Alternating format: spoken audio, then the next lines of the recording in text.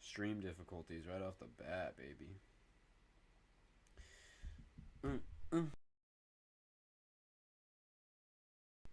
It's Goon Juice time. Bro, that Metro Future album. That Metro Future album. That Metro Future album. I'm watching a gay show. How about I'm in love with you? How about that? How about that, Mr. Peach? What do you think about that? What do you think about that? Boom, boom, boom, boom, boom, boom, boom, boom, boom, boom, boom, boom,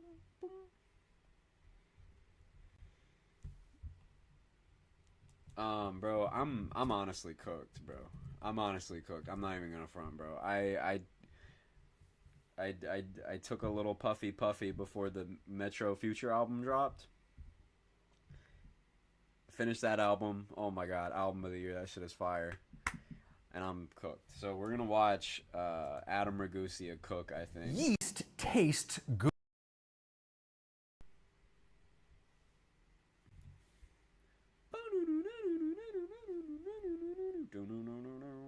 My last stream for a while will be coming up soon. How long? How long of a while? Don't make me cry right now.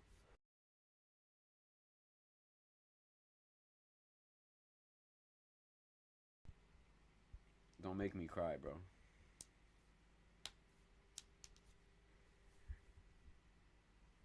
And I ordered some Taco Bell off DoorDash. It was 3 tacos for $23. But, bro, it's low-key so fucking worth it, bro. Because I'm starving so bad, bro. Like, I'm so fucking hungry. I'm so hungry.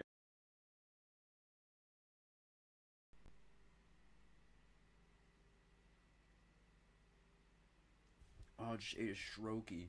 Chaos Series Munchies, bro, for real. And I'm so hungry, bro. So I had to pull the Taco Bell trigger, bro. I got hella Taco Bell on the way, bro. Oh my god, bro. I can't wait. Oh my god, bro. I literally can't wait. What do we do, chat? Oh yeah, I said have you been pooping without...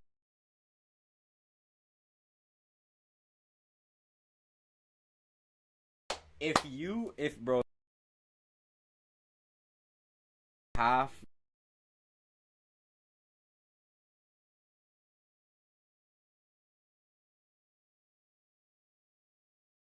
The new Future Metro album, bro. I swear to God. My mic is cut and it's gonna do that. But bro, this shit is so hard, bro.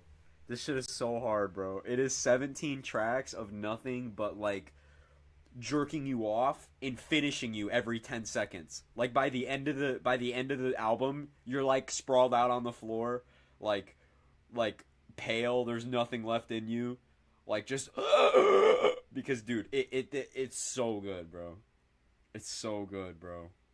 Come on, dude. Dude, it's facts, bro. That's literally what the album did to me, bro. I listened to it with June and Solar, and we were tweaking, bro. Because that shit is so good. It is such a fucking good album. I mean, this is such a fucking good album, bro.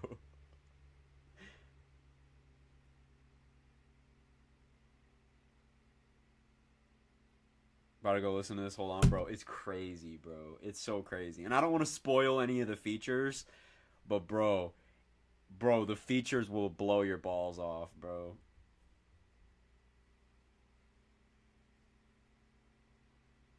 Okay, good. At least I just as long as we get a high, I'm doing all right. Just once in a while, that'd be the shit. Getting cored by 2 EF4 twin Fujiwara ring all over me. That sounds beautiful.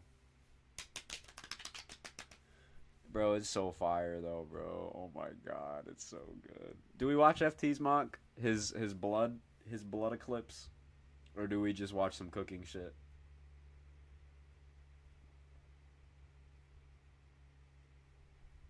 Yes. Both? Yeah, we'll do both. No, both. Just didn't know what we were doing. Did you say blunt eclipse?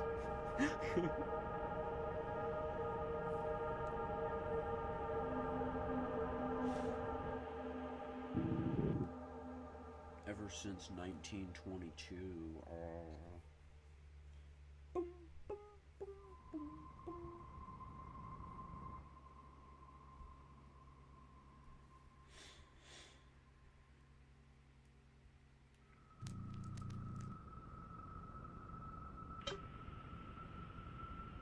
Thank you, Shinobi. Keep looking around. Eventually we might get it.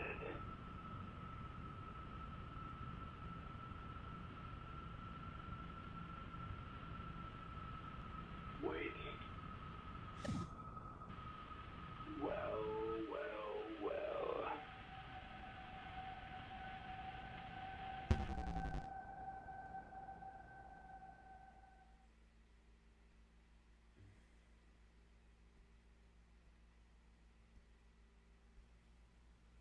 This is a message from the National Aeronautics and Space Administration. A few days Bro, he should have saved this for just like a couple weeks and dropped it on the day of the eclipse, bro. That'd be crazy. Day or like right before. ago, astronomers concluded a massive discovery. A huge red star capable of lighting the planet is moving towards the solar system. Our models project the star to move close to Earth before circling back out of the solar system in the year of 2010. This star is expected to pass by Earth during the 2010 super blood moon eclipse. This poses a pretty rare and interesting event for humanity. The skies are expected to light blood red during the night of the eclipse. The star will make the moon appear bright, glowing red as it passes by. This will be like a sun shining red on the sky. This has the attention of astronomers all over the planet. We will be back with another update as information becomes available.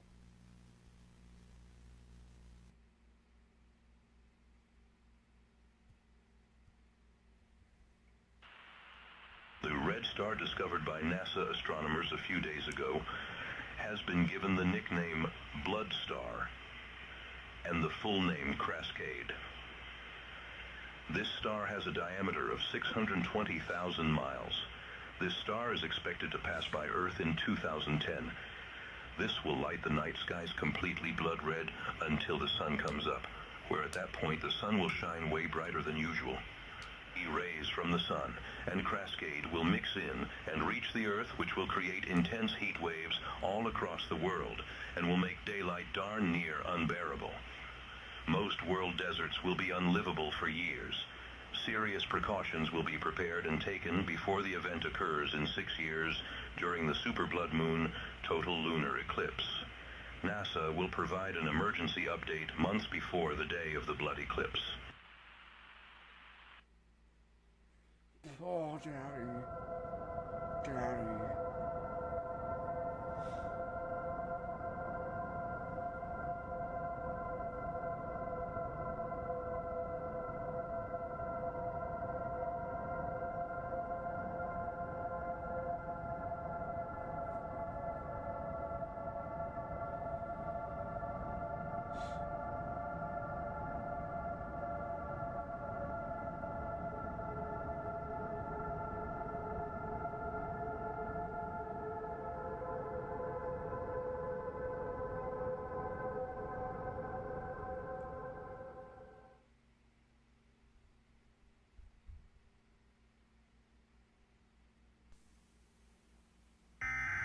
That was a really good screen.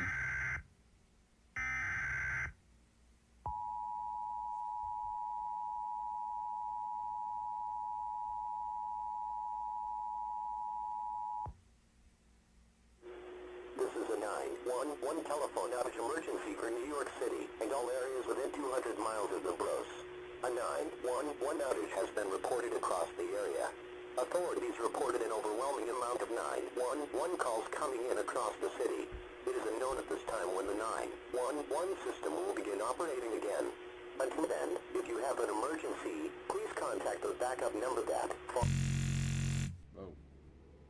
This made me goon a little bit. This is an emergency action notification issued by the White House. This is not a test. A national emergency is imminent. Please stand by.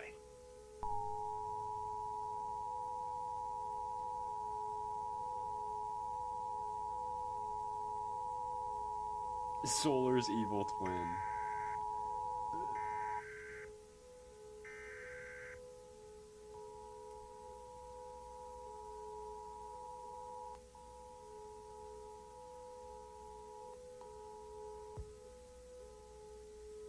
This is a national emergency. The following message is transmitted at the request of the Federal Emergency Management Agency. Hospitals across the nation have reported that patients exposed visually to the Blood Star moon eclipse have experienced severe symptoms of an unknown condition. The symptoms of this after-effect phenomenon include, but are not limited to, bleeding eyes, severe amnesia, severe sunburns, which result in significant skin tears and seizures. Hospitals have already confirmed several deaths linked to Blood Star exposure.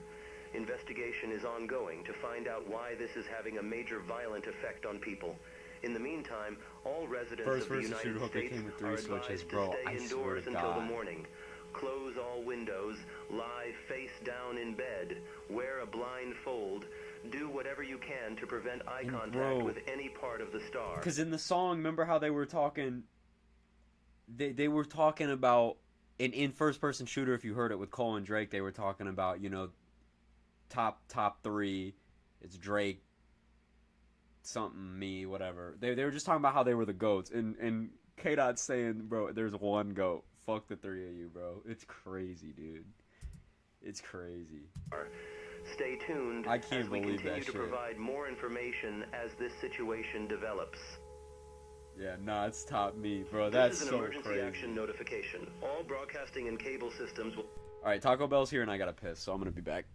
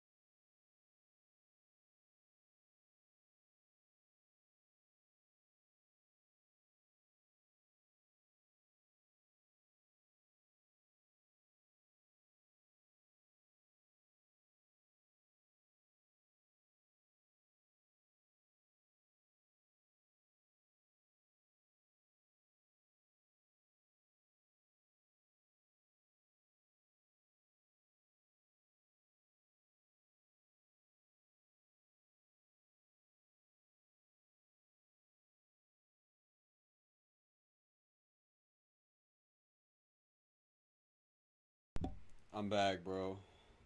Taco Bell's here. Who is ready for destruction?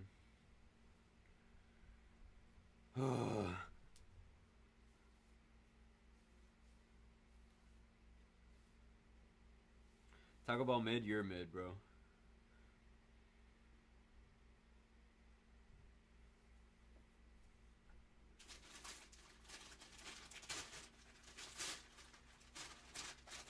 Oh yeah. Taco Bell's mid, to be honest. You're mid too.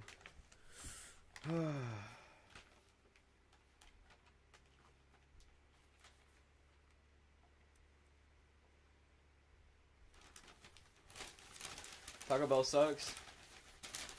You can guess what I'm gonna say to that. Adalia wasn't retired. It shouldn't have been retired. Adalia was really... It was literally an eyewall replacement cycle just before landfall, and it turned it from Cat 4 to Cat 2. It's kind of crazy.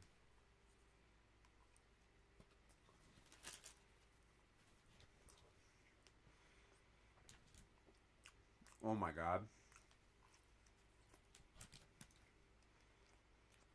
Oh my god.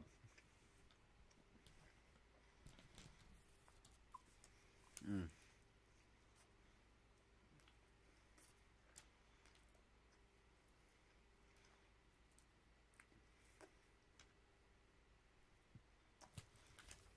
Oh my god.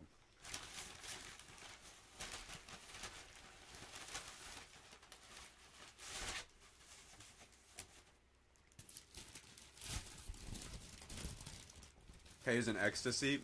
True ecstasy in my mouth, okay? And listen. Shit happens, bro. Shit happens. But I do not have a foot fetish. What? If I cook one meal? If I cook one meal, am I a chef? If I paint one painting, am I a painter? If I have one video that goes viral, am I a fucking famous YouTuber? No. So if I suck one foot, I don't have a foot fetish. Now enough of feet, because feet are gross. Is it, if I fuck one guy, is it gay? No. I will fucking die on that hill, bro. If you are a guy who gets curious and fucks a guy and you don't like it, that's not gay. That's not gay. What you did, I mean, it's debatable that it could be. I mean, bro, that's definitely not a straight thing to do. But you are not gay. Bi-curious is a thing. I mean, yeah.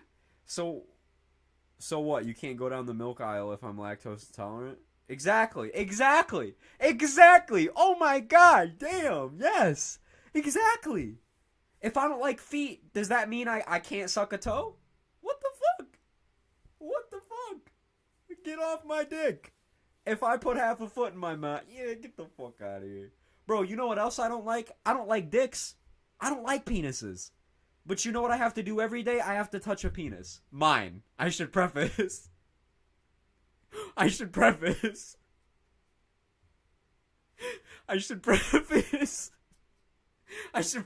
that this is mine. It would be my own. It would be my own penis. That's what I need to preface. But bro, it's my own dick, okay? And I don't like penises, but bro, when I take my pants down, you know what falls out? A dick. So, what am I going to do about that? I mean, shit just happens, bro. Shit just happens.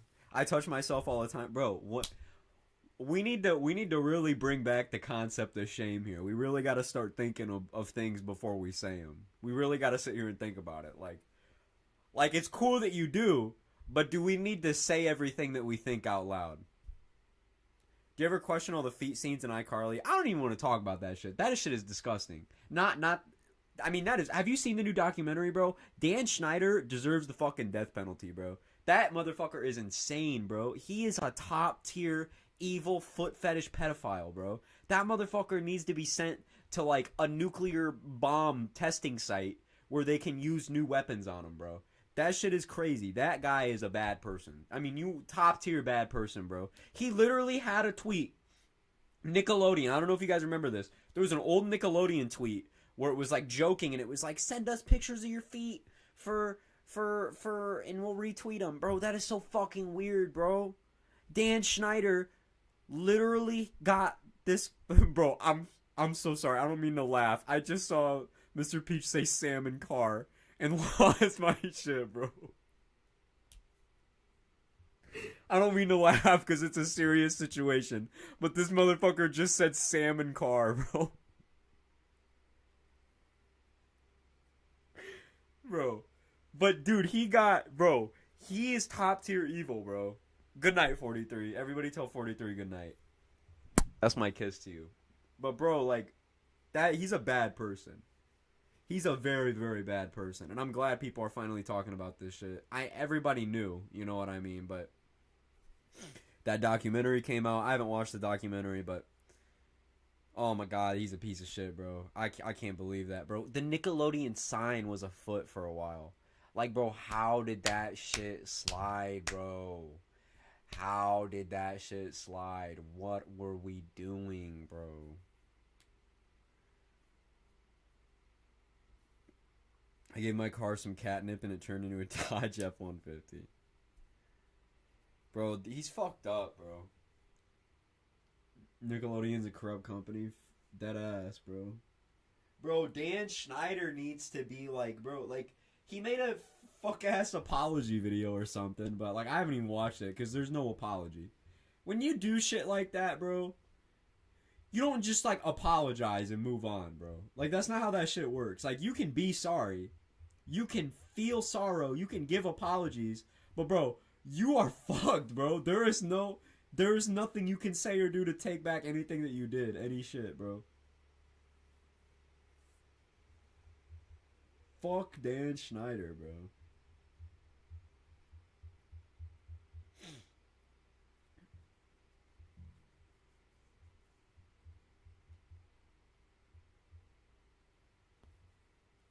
You know what sounds good? Bro, I'm still not full. I need, like, chili dogs, bro.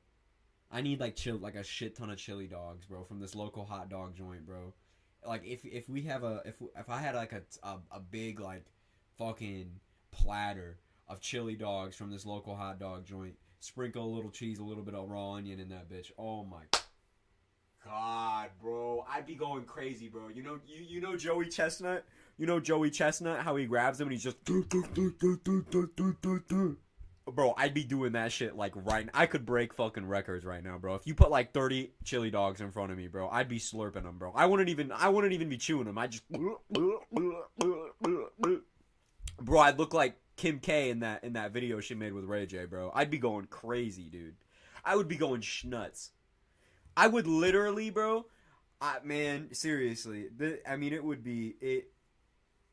Nah, bro. You don't understand. You don't understand what I could do for some hot dogs right now. Like, okay. Like, a hot dog with just, like, mustard and ketchup. That's fire, okay? That's alright. A hot dog with just ketchup, whatever. Hot dog, just mustard, whatever. Ketchup and mustard, that's fire, okay? But, bro, when you start bringing chili into the equation, bro. The glizzy, yes, bro, the glizzy, bro. If you bring the chili glizzy to the party, bro. Oh, my God. Bro, I'm losing my shit, bro. If you pull up with the chili dog, hot dogs with sriracha on God, bro, I've never... Hot dogs with sriracha. Bro, that sounds... Man, I'd eat it, bro. No, hear me out real quick. If I had... Bro, this sounds crazy. Say you had a hot dog with tomato slices, kind of like a Chicago dog, right? We start off. We have hot dog, 2 tomato slices, a little bit of salt, a little bit of pepper. Accentuate those flavors. Scoop a little... Fuck, bro, please hear me out on this shit right now. Please, please, please. I'm fucking begging you, bro. I'm not even fucking with you. Please, please, please. Little dollops of cottage cheese on top of the tomatoes. Little dollops of cottage cheese on the tomatoes. Another sprinkle of pepper. Like some jalapenos chopped up on that bitch, too. Oh, my God, bro. Lost me at cottage cheese. I knew that's where I'd lose so many people, was at cottage cheese. I knew it. But, bro, I'm so for real. Like, that sounds so amazing. Nope, bro, I didn't expect you to say anything fucking positive, but just know that you still deserve to be farted on for saying no. I ate cottage cheese on its own with pepper. Fuck yeah, dude. That's my fellow Indiana resident. who now lives in California. But that is my fucking guy, bro. You eat cottage cheese straight up with pepper, bro. That is the shit, bro. If you do not believe me, you have to get some cottage cheese, preferably that 2% shit. Sprinkle that pepper in that bitch. Throw some applesauce with it too. I'm not even kidding. I'm not kidding. Oh my god, bro. It's another Indiana freak, bro. I'm gonna blow up your house, bro. I'm gonna drop a Moab on your fucking house, bro. I'm gonna call Russia up and get that massive ordnance air blast device 20 feet above your house to maximize the pressure wave and flatten your ass, bro. Oh my god. Like, bro, show me a Chicago dog real quick. I need a Chicago dog real quick. Oh my fucking god, bro. Cause this is a Chicago dog. I don't know if you, bro. Bro, a good ass Chicago dog, bro. I'm telling you, bro.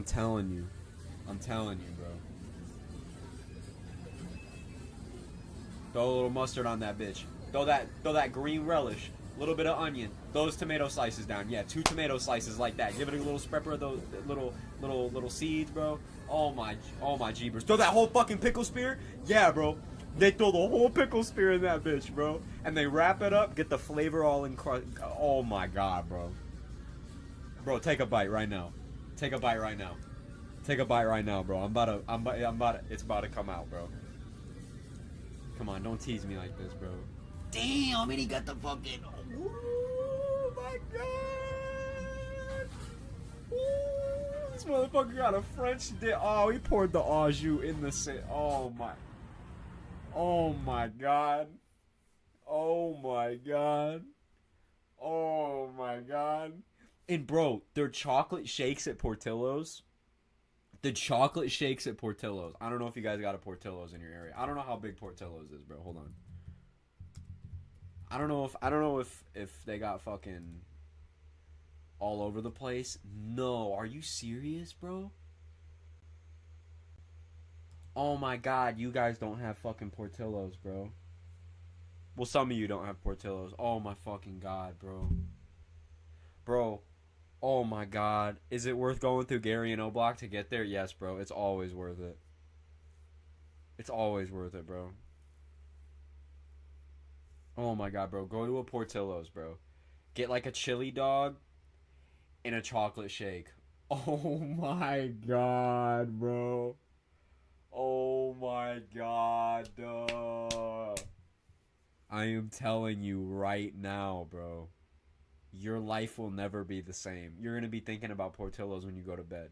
You're going to be thinking about Portillo's when you wake up. You're going to be thinking about Portillo's when you're at Portillo's. You're going to leave Portillo's and still be thinking about Portillo's. You're going to have a wife and kids and a whole family. You got grandchildren, great-grandchildren. You're on your way out and the last thing you think of is Portillo's. Dude, I'm telling you. Does it bug you when people say wash instead of wash? No, but I will be a little confused on what the fuck you're saying to me. If you're saying, you want to go take a wash? It's like, what the fuck? Take a wash? Take a Worcestershire sauce?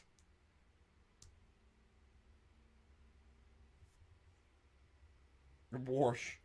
Want a washcloth? What the fuck? A washcloth? That's an Indiana thing, I swear. I've never heard anybody say wash. I've never heard any... Well, not in Indiana, not in, like, around this area. When you go south, bro, it's crazy. Indiana is just extra Kentucky and extra Michigan. Like, anything from Indianapolis down is Kentucky. Everything from Indianapolis up is Michigan. Because all of a sudden, people get accents. You go 1 mile south of the Indy Metro. How are you doing? Where the fuck you get that accent from, bro? You're in Indiana. Where'd you get this accent from? You sound like a fucking cowboy, bro. Where are you from? I was born and raised, Marion County. Bro, what are you talking about? What the fuck? You're from Indiana. Or like people in Kentucky, it's the same way. It's like, how to be, bro. Cut the shit, bro. Drop the accent, bro. What are you talking about? We're from the same area. By the sound of it, I think K may be acoustic. I'm not.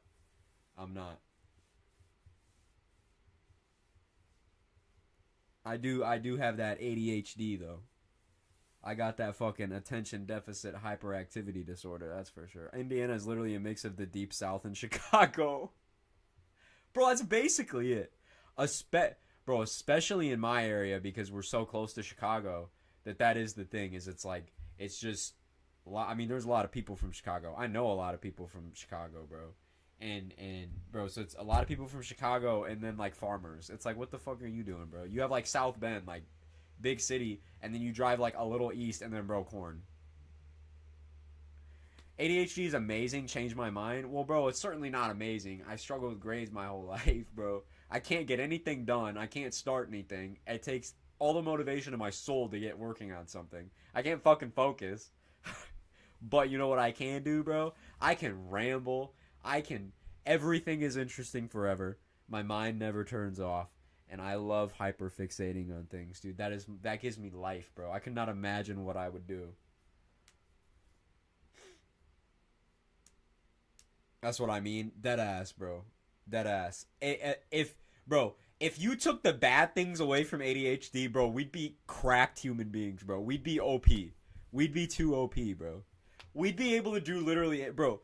What is under me, bro? There is like a fucking hypodermic needle, like under me, and I keep getting jabbed with something, dude. I don't know what the hell it is. Because it keeps stabbing me. The fuck? Anyway. Facts, it's my dick. Alright, bro. Sorry I put it there. Yeah, we know. I'll tell Arizona you're in here if you don't. Bro, my ADHD makes me think of new projects within the time span of 30 seconds. I don't know why. For real, bro. But I can't fucking start on anything. Do you know how many things I've tried to start? How many scenario ideas, just for example, that linger in my head that I can just never get started on? Oh my god. Bro, it's my curse, dude. And I can picture everything very vividly in my mind to how I want things to work, especially with art. But, bro, I just can't fucking get it started.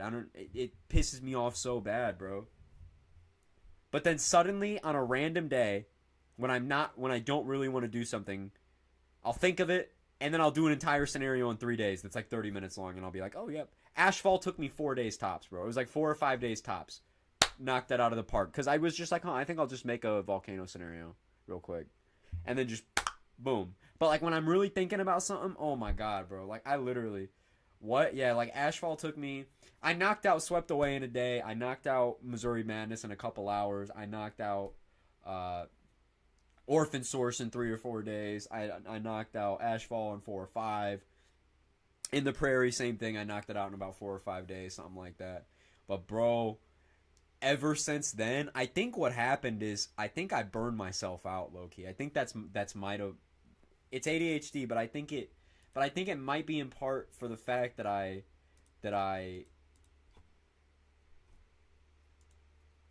you know, I'm gonna be honest, I think probably since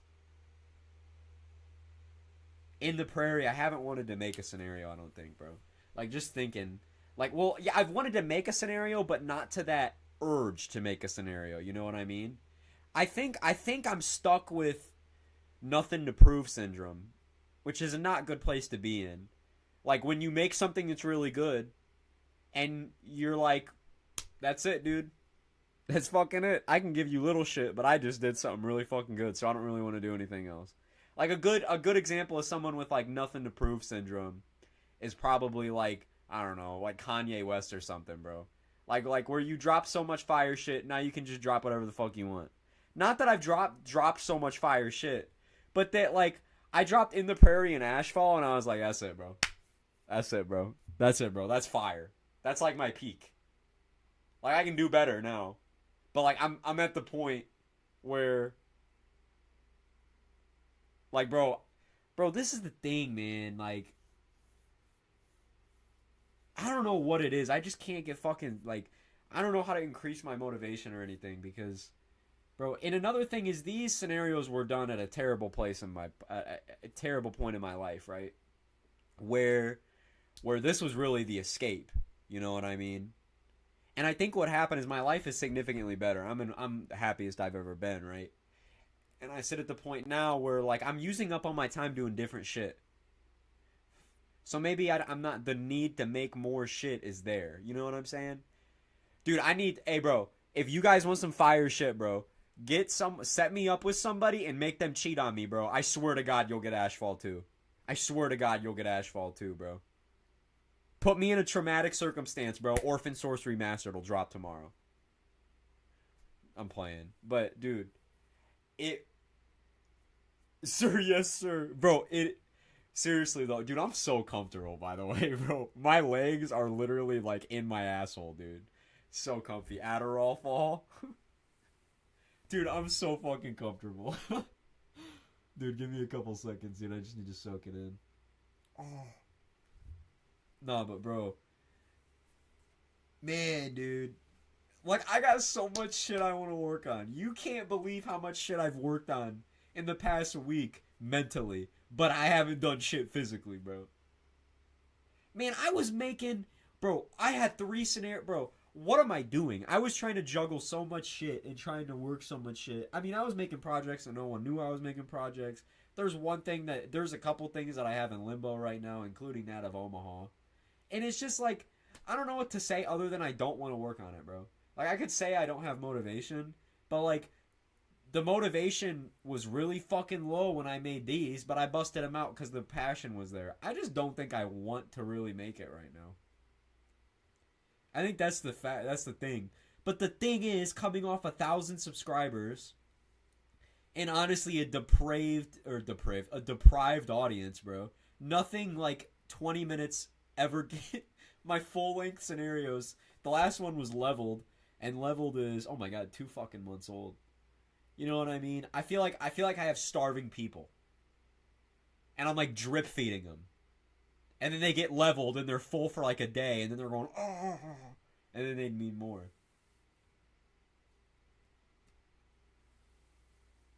What's up, Hypernova? How are you doing? Well, I got millions of scenario ideas in my mind, but I don't know of what. Well, I'm remastering a scenario already. Like, yeah, for real, I feel you. That's how I feel with Seymour. That's why I'm getting this done, bro. And the thing is, I'll have motivation and I'll go crazy for a couple days, and then I'll just stop. Like, that's the worst feeling. That's how it was with fucking. It almost happened within the Prairie. And it happened with Spirals of Ruin, bro. Is where I was cranking out a lot. I was getting a lot done. I mean, I had like 7 minutes done in like 2 days. And, bro, I was like, dude, we're getting this shit done by the end of the week, bro. I even remember telling Solar, I'll be like, this shit will be out by next weekend. Bro, that shit was not out by next weekend. Bro, I texted her that, I think, back in August. That shit was not out by that weekend. That shit never came out, bro. I got stuck in that point where I couldn't work on it right now. I got burnt out on it. And then my fucking computer broke. I'm developing a scenario to end all scenarios. We will be paying attention, Mr. Hypernova. I got so many unfinished scenarios. Bro, I have about an hour probably of unused scenario shit. Like probably an hour of unused shit. Think about all those projects that would have been finished, bro. I had since then, bro, I had Cajun Chaos, which was that Louisiana scenario, which was cracked, by the way, bro.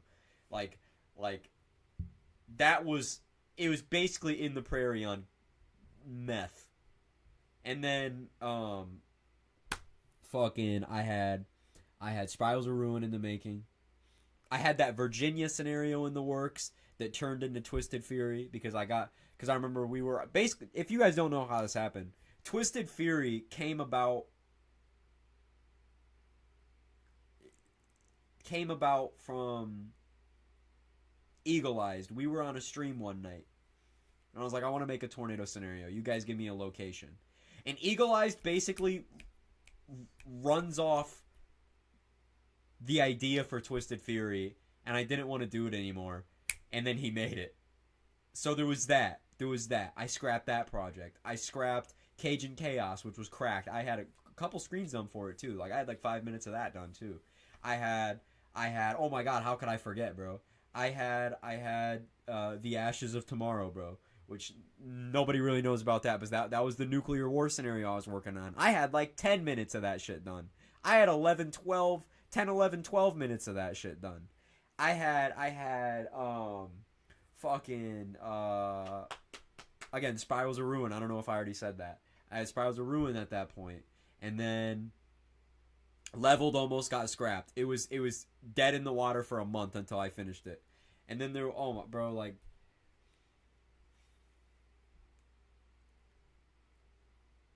and there's stuff that I've tried to start up. There's a file on my shit for Ashfall 2.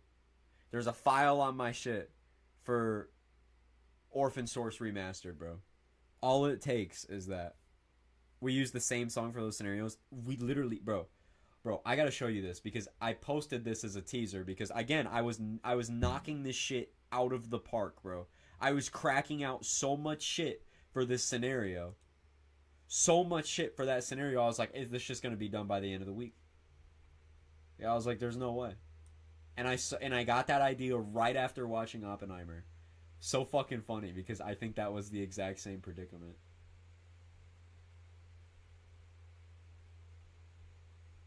Oh wait, bro, I think it's gone. I think when Crazy Ho deleted my videos that it took that with it. I think it took the teaser with it. Anyway, it was that music and nuclear test footage, and I had this little quote. Mr. Peach was in the premiere, I believe. And it was this quote that passed on screen. It was that Einstein quote where he was like, world I know not what with weapons will be fought. World War III will be fought, but World War IV will be fought with sticks and stones, whatever cheesy cliche nuclear war quote. Boom, nuclear test, Oppenheimer music, and then black screen. And then for the next few days to build up that hype, I played DEF CON on stream nonstop, bro. I was nonstop playing nuclear war strategy games on stream, and I was going, I wonder what this is for. I wonder what this is hinting. I wonder what this is going to be doing. Bro, and the whole thing fell flat, bro. Bro, a Yandi level rollout and nothing drops, bro. It was crazy. All that work for that. And I still have that screen. Bro, that for nothing. I mean, I have it uploaded and then I privated it again. But I have it. It's 5 minutes and 35 seconds of the attack sequence, or well, the imminent attack sequence. Because how the scenario played out is it was basically it was going to be radio chatter. It was going to be on. You were going to hear a radio show, right? And what was going to happen? It was going to be fairly normal, a fairly normal radio show, and then all of a sudden you're going to start hearing news of like NATO aircraft shot down in Russia. Okay, and it very quickly spirals into a nuclear conflict. Russia uses nuclear. It was very inspired by shit like the last broadcast, but Russia uses tactical nukes, and then basically what the thing was is then we sent out emergency broadcast because nuclear war is basically imminent. Like, there's nukes haven't been launched yet on either side. However, well, there's been tactical nukes used, and basically either side knows that we're about, like, 6 hours at least from all hell breaking loose. So they issue that bro, I almost said prefrontal, too. That preemptive emergency broadcast message right there. And then, I tried to detail this shit as much as possible too. I mean, it was quite detailed, but we have the preparation thing on the side, right? Yeah, following a rapidly escalating and deteriorating situation in Europe regarding Russian aggression, the United States is now at war.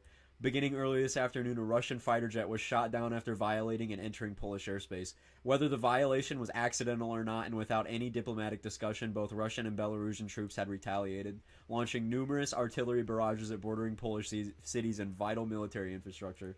This engagement has rapidly evolved in the last few hours, and it has become apparent that a nuclear exchange may be imminent. This shit was full. I remember I was doing this shit, and I started like having an orgasm while writing, and I was like, bro, this shit's fire, bro. And then at around 8:25 p.m. Universal Time, in a significant escalation of the battle, Russian forces began using nuclear weapons to gain the upper hand in naval combat in the Baltic Sea. And in a rapid response, NATO nuclear forces immediately launched a counterattack, devastating several Russian naval bases with tactical nuclear weapons, okay? As expected, the Russian Federation had launched a high-yield nuclear strike, destroying an extremely important early warning ballistic missile defense base and a clear sign of preparation for a much larger and imminent nuclear conflict. That was the point of this broadcast message, is Russia used nukes, NATO used nukes on naval bases, and then Russia launched nukes at all of our anti-missile detection bases. We are shooting in the dark now. We have no fucking idea. So we're pushing out this message to get ready, because it's about to get fucking real. Like, a shooting range is it is about to go down, bro. And basically the rest of this goes down, yeah. Though no nuclear attacks on American soil have been launched as of now, that is sure to change over the course of the next few hours. We advise all American citizens, regardless of location, to begin preparing to shelter in place with enough food, water, and other essential materials left. Everybody heard this shit. But I had this in here that I thought was interesting. All citizens within major cities defined with populations greater than 250,000 are now under a voluntary evacuation. If you can, it is I'm just reading this out. You guys can probably see it, but I'm just going to read it anyway. It is cautiously recommended to go as far away from major population centers and military infrastructure as physically possible. However, this is only suggested that those within city outskirts, as those residing in more urban and downtown areas, may be trapped with traffic from evacuation. And that's another thing that has been talked about a lot. So, what do? We use underground subway systems, baby. Emergency fucking, like, like executive law put in immediately. All subway systems in every fucking metropolitan area are now housing people. Open now. Like, go there. Why is this unlisted? Because I thought it was trash, low-key. I could redo this screen. I should redo this. This script is banging, bro. I'm not even gonna lie. And then this is the thing. Though civilian population and economic centers of the United States may not be targets initially, several rounds of attacks are expected. So basically, the first round is what's detailed. As well as all underground subway stations are now open to the public for refuge. Though civilians may not be targets initially, several rounds of attacks are expected. This is how nuclear war works.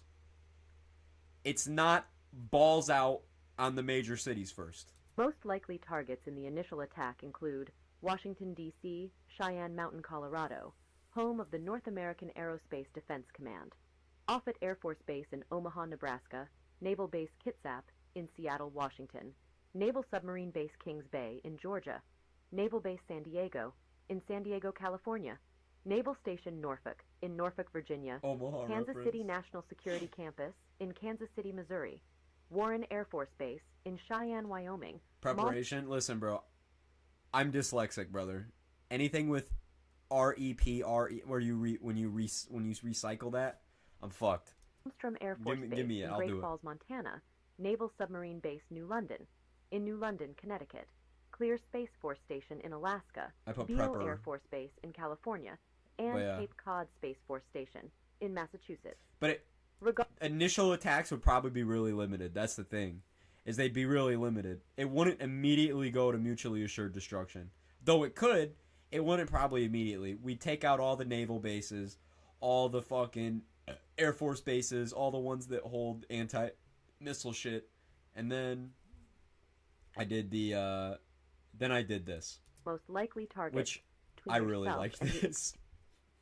If you have time, create a makeshift barrier between yourself and the exterior walls of your home. Alpha particles shelter can be stopped with minimal shielding, such as paper or your own radiation. skin. Materials like thick books, furniture, mattresses, and appliances can provide additional shielding.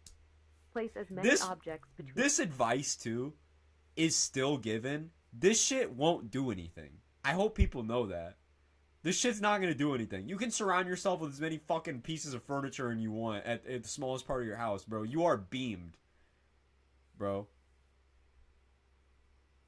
Like, all the alpha and beta radiation is being stopped by the walls of your own house, bro.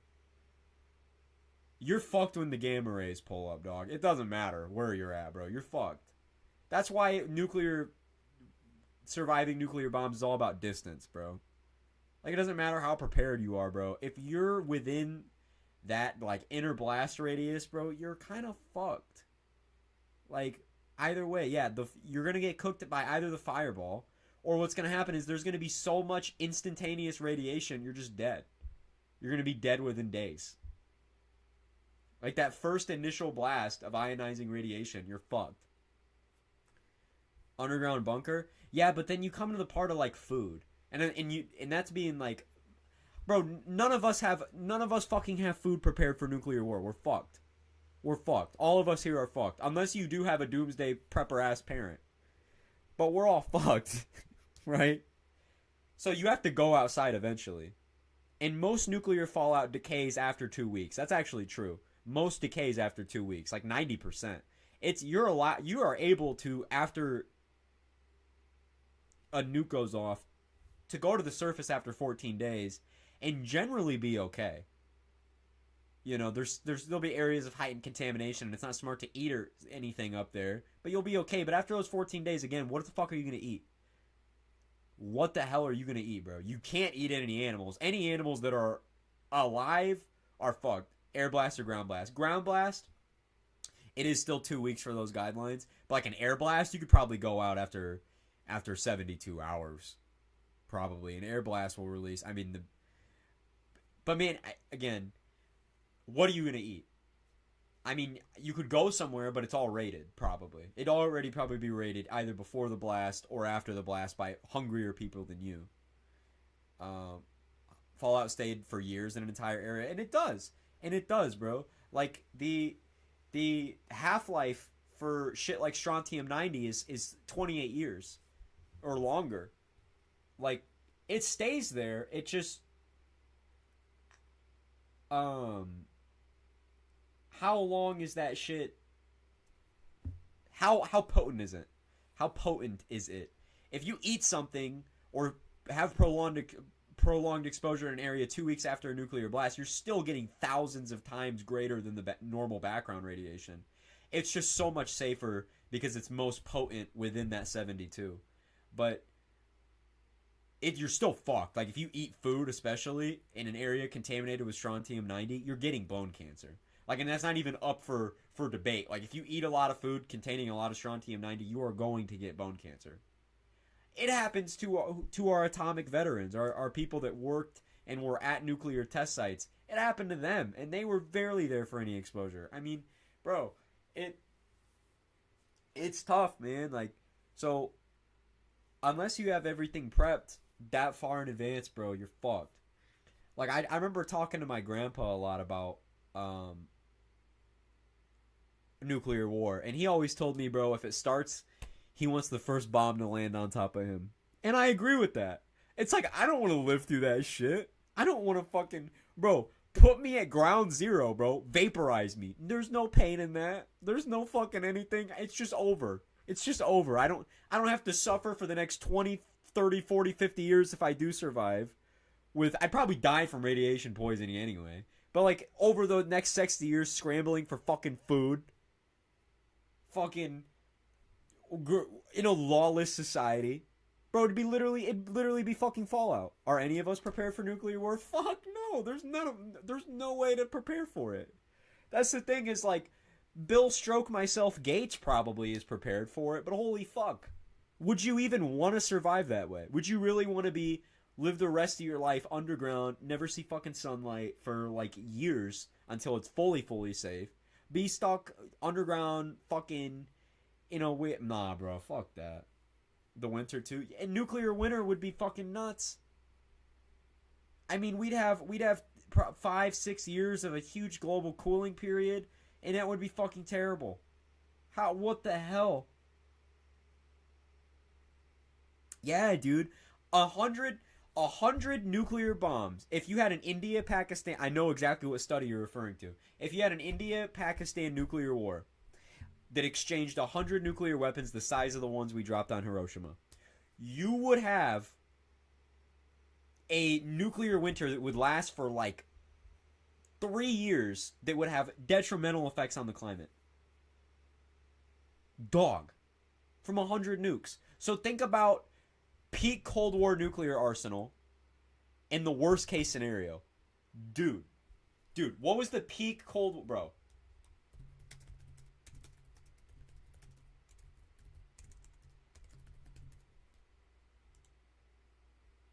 Oh my god.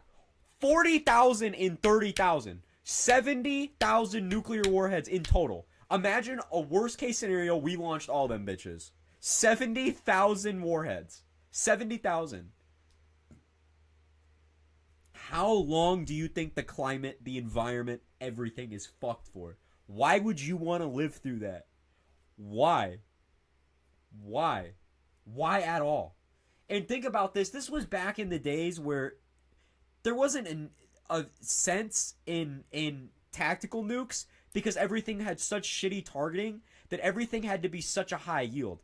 The reason we had bombs back then that were like multi-megaton yields, shit like Castle Bravo, shit like Tsar Bomba, was because our targeting abilities were so shit that we needed a nuke so big that even if you missed your target, you would still guarantee that it was vaporized. So you have 70,000 nukes that have such high yields. I mean, oh my god. What tactical purpose could tens of thousands of nukes possibly serve? Deterrence. If you have the ability to end the world at your fucking fingertips, nobody will fuck with you. And if everybody has the ability to end the world at their fingertips, nobody will fuck with each other. And that's why we still have yet to have a World War III after 80 fucking years since World War II with all the tension we have been through. It's nuclear deterrence. The purpose is it's so shit your pants worthy that no one will do it. That's the tactical advantage.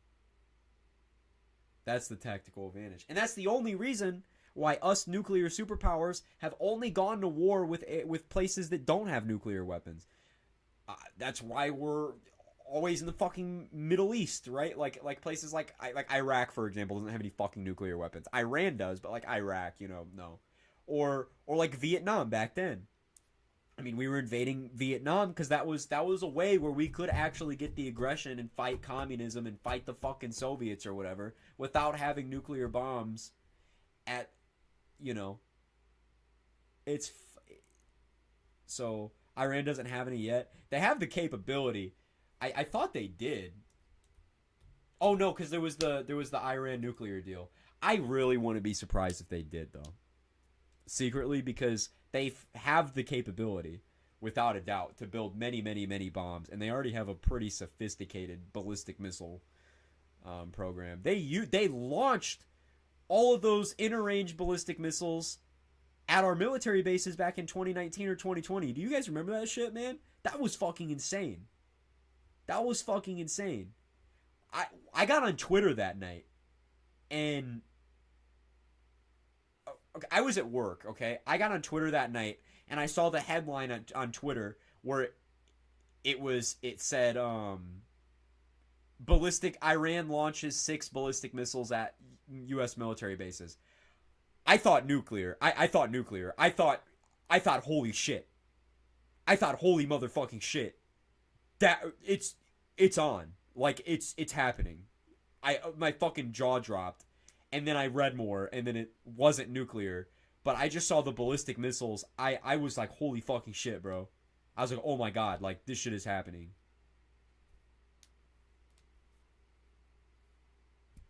Yeah, exactly. Exactly. There's been so many nuclear deterrents. There's been so many deterrents throughout war. But only one has proven to be a true one. Like, you know what I mean?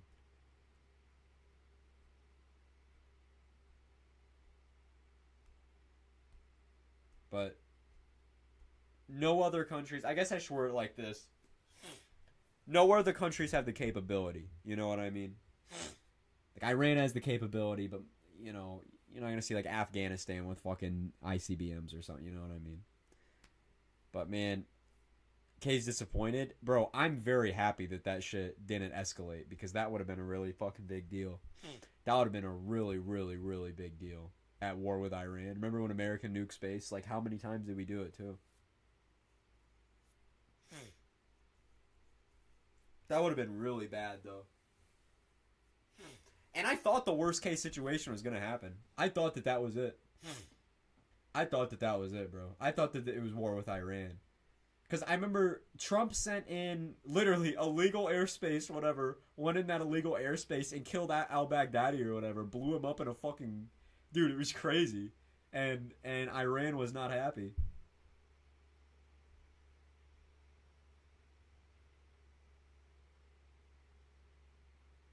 Almost started World War III. I know they have a lot... There's been a lot of almost World War III shits. Because back when missile detection was ass, you'd get, like, false returns on shit. Yeah, it was Soleimani. That's who it was. Good night, Reaper. Everybody tell Reaper good night. Everybody tell him good night. But, man, that was crazy, dude. I really thought we were cooked. I thought they were nuclear. And I was tweaking at work. Like, I almost instantaneously had a panic attack. I'm like, fuck, dude. Like, what do we even do? Because I was about to run to my mom and be like, bro, we're, like, literally, like, we gotta go, you know? But I was so fucking glad and relieved to see that they weren't nuclear. But it's just when you see a headline like that, it makes you shit your pants. I don't know what it was, man. It was like 12 ballistic missiles launched at American military bases. I was like, no fucking way.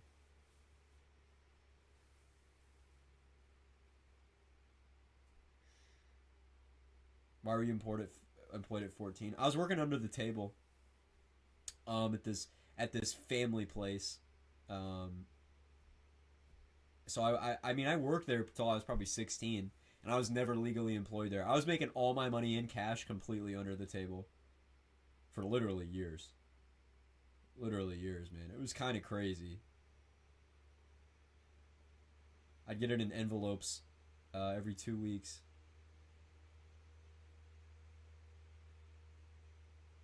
Isn't that illegal? Yeah. It is. But I was really quick to get a job because I just liked having money. That's one big thing that I've always had. I grew up pretty poor. So, money has always been, like, it's on the front of my mind, you know what I mean? Gotta have money for shit. You know what I mean? And, so as soon as I could get a job, I got a job. And it was like, man. It was so, I remember the first time I was able to buy a Call of Duty game with my own fucking money, bro. I remember hearing what Jim Carrey said that he was doing. He said that he called his daughter or whatever, was crying, and, like, laid in bed and ready. Yeah, bro, man, there's so many videos like that where people just... It's crazy to see people in that moment. They literally, that's what they did. They made peace with death. There was a lot of people who did really quickly. It was freaky, man. That's so sad. What were you done if you were in Hawaii during that? I would have fucking cried like a little bitch, bro. I would have laid in a bathtub and covered myself with aluminum foil and fucking cried. Yeah, dude, dude, I saw that the missile landed in Poland, that fucking missile landed in Poland. And that it was from Russia, and I was losing my fucking mind, bro. I got off of school that day, and I was like, oh my god, dude. I was like, dude, Article 5. I was like, holy fucking shit, please don't enact Article 5. Please do not fucking do that. I was like, oh my god, bro, why? I was like tweaking. I was like, bro, please do not do this shit, bro. I was like, bro, I've turned 18 soon, bro. Wasn't the missile from Ukraine? Yeah, it was from fucking Ukraine. That was the funniest part. And Ukraine was like losing their mind. They were like, we need to retaliate. The U.S. needs to retaliate or something. Zelensky, you motherfucker. It was your missile, dude. Holy shit, bro. God damn. Like, what the bro, you can't just say shit like that, dog. You gotta chill. You gotta chill real quick. And I fuck with Zelensky, bro. But that was nuts. No. Please do not enact Article 5. Please. Don't do that. I do not want to be drafted, nor do I want my home to be vaporized.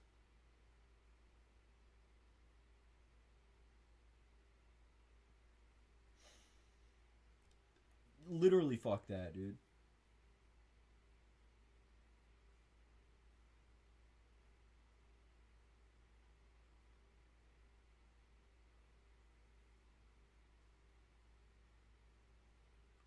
NATO's crazy. If you think in your head how fucking huge NATO is as a military force, it's kind of nuts. Like, I'm glad that we're a part of NATO. I'm glad that we control that shit because holy fuck, bro. Like, I mean, I don't have to worry about that shit, bro. Like, bro, imagine being Putin and being like, shit, man, like half the world and all the greatest military fucking shit. Like, they're against me. Like, that'd be kind of fucked.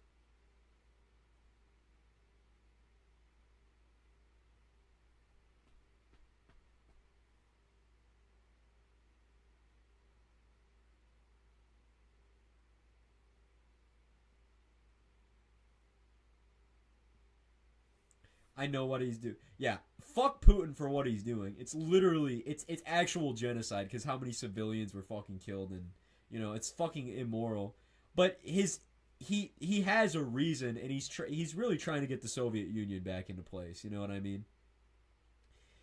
I mean, that's what, because they're losing so much shit. Russia is already incredibly fucked in terms of their finances and their economy.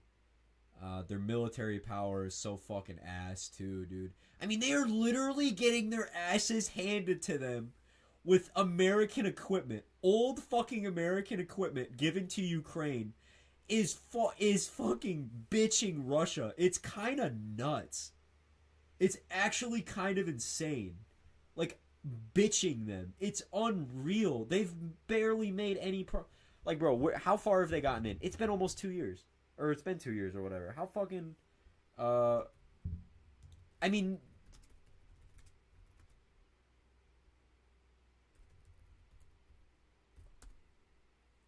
Or whatever, here we go.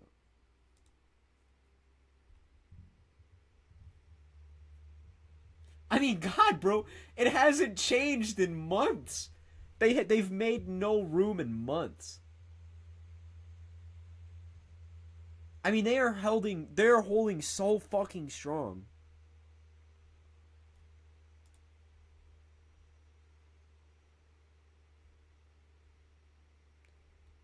It's so I feel so fucking bad because there's a lot of Russian people. I mean, they're one of the bro. There's nothing different culturally. Well, that's not true. Barely, because they were both part of the same union. There are people who have friends and family in Ukraine that are Russian and Russian. I mean, it's literally killing your brothers and sisters. That's literally what it is. It's literally what it is. I feel so fucking bad because, oh my God, bro. Good night, Hypernova. Everybody tell Hypernova good night. I mean, these poor fucking people, bro.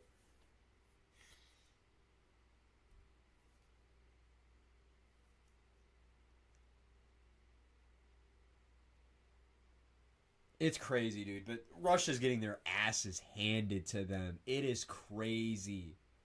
It's actually crazy. Like, everybody thought that a war like that would be insane. But, bro, Russia's getting bitched by Ukraine. Like, all in all, I'm going to be real. When that happened, I didn't think that the invasion would last that long. Like, I genuinely thought it might have been a week max and they would have taken all of Ukraine. Bro, they have made piss for progress off of just weaponry that bro.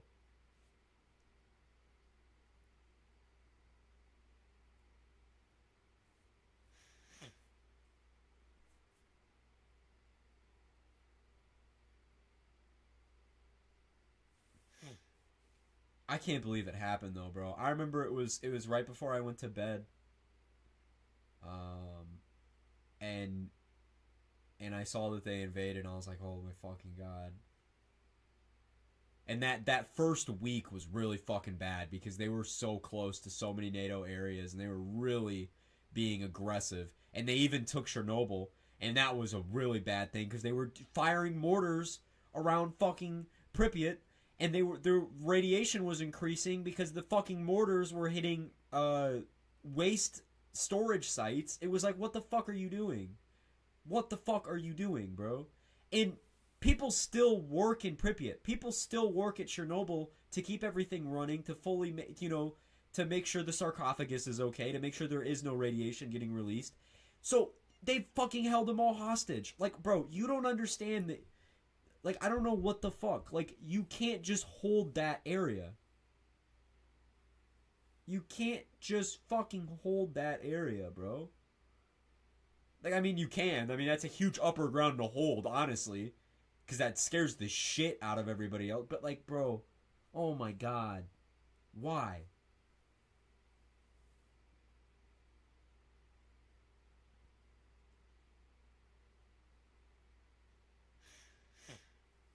Yeah, and they were fucking with Ukraine's largest nuclear power plant. It was like, bro...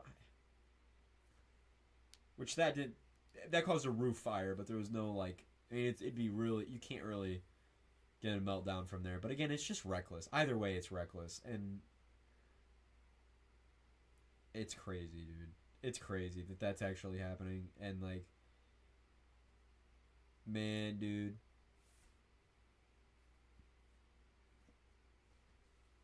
All for nothing, too. I mean, they're not making any... They really... Putin genuinely cannot keep this up for long. You know what I mean? I mean, they can. They could have this be one of those forever wars. But, I mean, really, dude. I mean, there's been so much retreating, too. I remember just recently they covered... Maybe it was a year ago. I mean, they were able to get back a shit ton. There was a huge push. They got so much land back. It's like, I mean... You feasibly can't keep this up for that long. I mean, he's losing so many people, so much manpower, so much tech, so much equipment from nothing. I mean, they're going ham in the war here, and we're just giving Ukraine money and shit, and they're kicking ass, bro.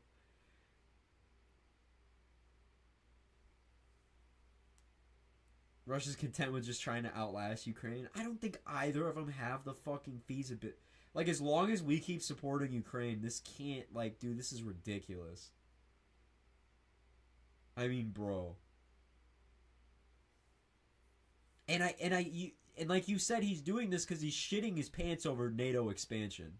The expansion in NATO is literally putting nuclear warheads at the fucking country's borders, and it scares the shit out of them, obviously. You have a ton of military... Bro. I mean, they're fucked. You know what I mean? And granted, at the end of the day, at the end of the fucking day, we're always expanding. We're always expanding. There obviously comes to a point where there will be interactions and things. There will be small conflicts. Like... So, what's happening, you know, is Putin is trying to assert... Yeah, exactly. Because they're fucked. They're fucked, genuinely. NATO was so huge and so powerful that it's, you know... Yeah, and their birth rate is really low, too. And again, their economy is terrible. Especially with the fucking... the sanctions. I mean, the Russian, like, rubles are worth, like, nothing. Nothing, dude. They're worth, like, a fucking McDonald's fry. It's crazy.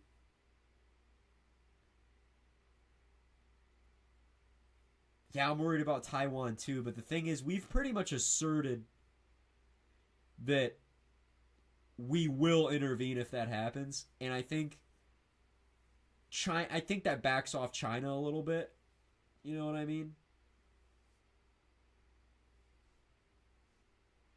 So it's like, you know, come get it. You know what I mean?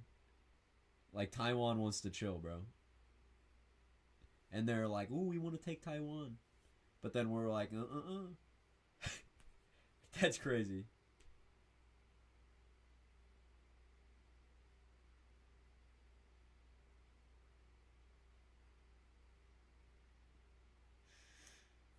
Jesus Christ, $100 in US dollar, $100 is damn near 10,000 Russian ruble. God, fuck, damn. And bro, this is the thing that people gotta understand too, is nuclear weapons aren't fucking used. Why would Putin use, just thought experiment, why would he use nuclear weapons in Ukraine? Why? What does that do for Putin? You need land.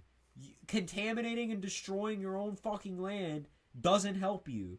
Ruining your land for years does not help you. It's just a really good way, if you're backed into a corner, to get people not to fuck with you. If you go, I have a nuke, I have a nuke, I have a nuke. Dude, imagine you're getting bullied, right? You're pushed into a corner, everybody's about to beat you up, and you pulled the dick out of your pants and you just start jerking off. And you're like, I'm gonna nut.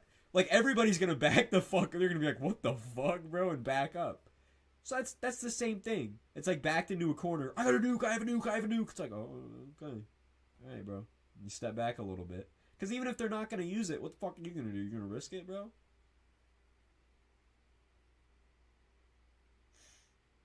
And it's crazy what's going on in the world. It's crazy that this shit is going on.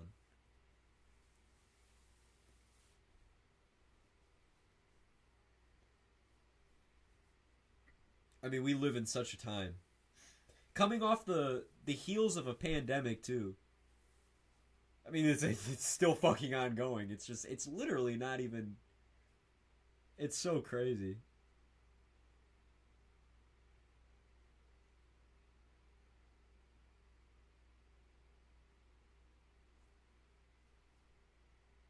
And Wagner attempted a coup the next day.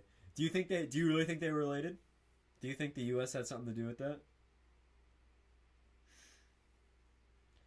Whenever the Pentagon, whenever the Department of Defense misplaces money, there's some shit that happens. There's some shit that happens when you have those ghost programs, man. When you got those ghost projects and shit. Oh, there's just money that's disappearing. Oh no. Oh no.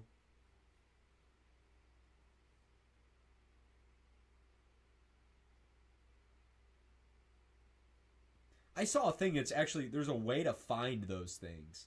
There's a way to find these ghost programs and these secret projects that get worked on and shit. Is if you, especially if they're technology based, find the people that it takes to work on a specific technology and their degrees, and see how many of them go into shit like private contracting shit or military type shit. But you can't check all those, and you're able to point out trends and shit like that. Like the Manhattan Project, for example. It was really easy to see something was going on when you have a ton of these fucking physicists that are just working sudden government jobs and all that shit, you know? It's really easy to see that there's something going on there.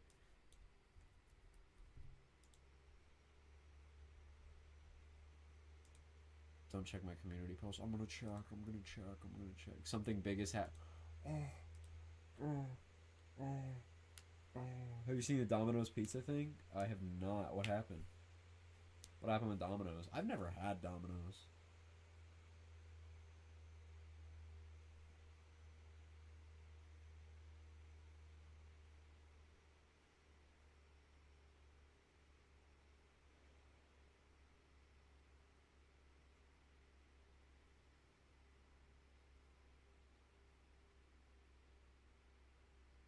This guy made a website to track pizza orders to government buildings, and when there was about to be something big going down, pizza deliveries went up in DC. Really?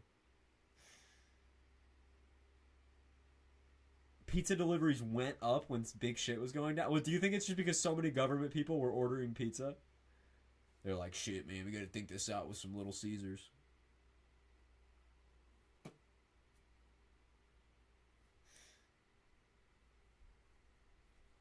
But there's ways to see shit like that. Wow, the Fed shut it down and changed how they ordered pizza. Fuck. It's little shit like that, man. There was one guy who talked about it. There was There was one guy who... No, that sounds silly. But there was this conspiracy guy who was talking to somebody about, like, reverse engineering UFO programs. Because that's been a conspiracy theory forever. That the United States has, like, recovered alien craft or whatever, and we have reverse engineering programs for it, right?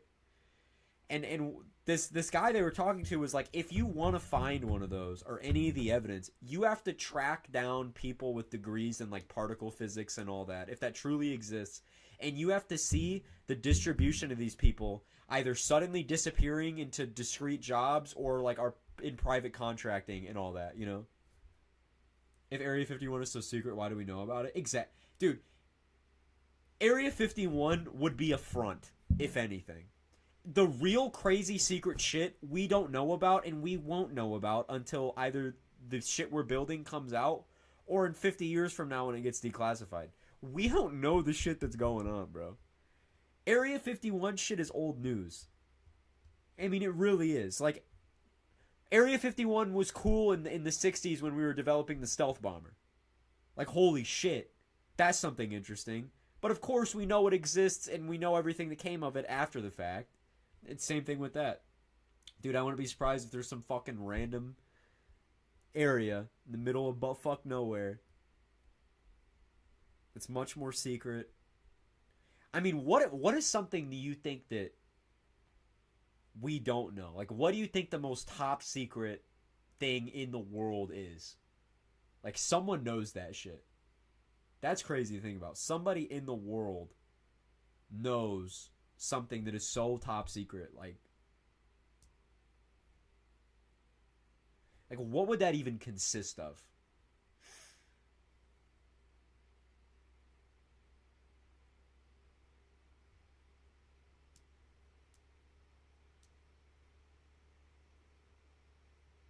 I've always thought space technology is way ahead of what the public is led to believe. I believe that too, especially with the interesting shit that we've seen from... You guys know the UFO Navy videos? Those Navy UFO videos, okay? Where you have those aircraft that are moving at speeds that are unbelievable. I mean, you're moving dozens of miles in seconds. It's incredible. And it's real. There are real aircrafts doing that in our airspace, right? I doubt they're fucking aliens, okay? I really highly fucking doubt they're aliens. I guarantee it's top secret military drones or something from either the US or another country. And if that's the thing, then bro, we have already changed the fucking game on propulsion behind the scenes. Like, again, think about this, brother. We had the stealth bomber that, again, bro, like a good old fucking, like, what, B-52? Or no. Which one is it? I don't know planes. Or B-2. It was the B-2, not the B-52. The B-2 here, bro.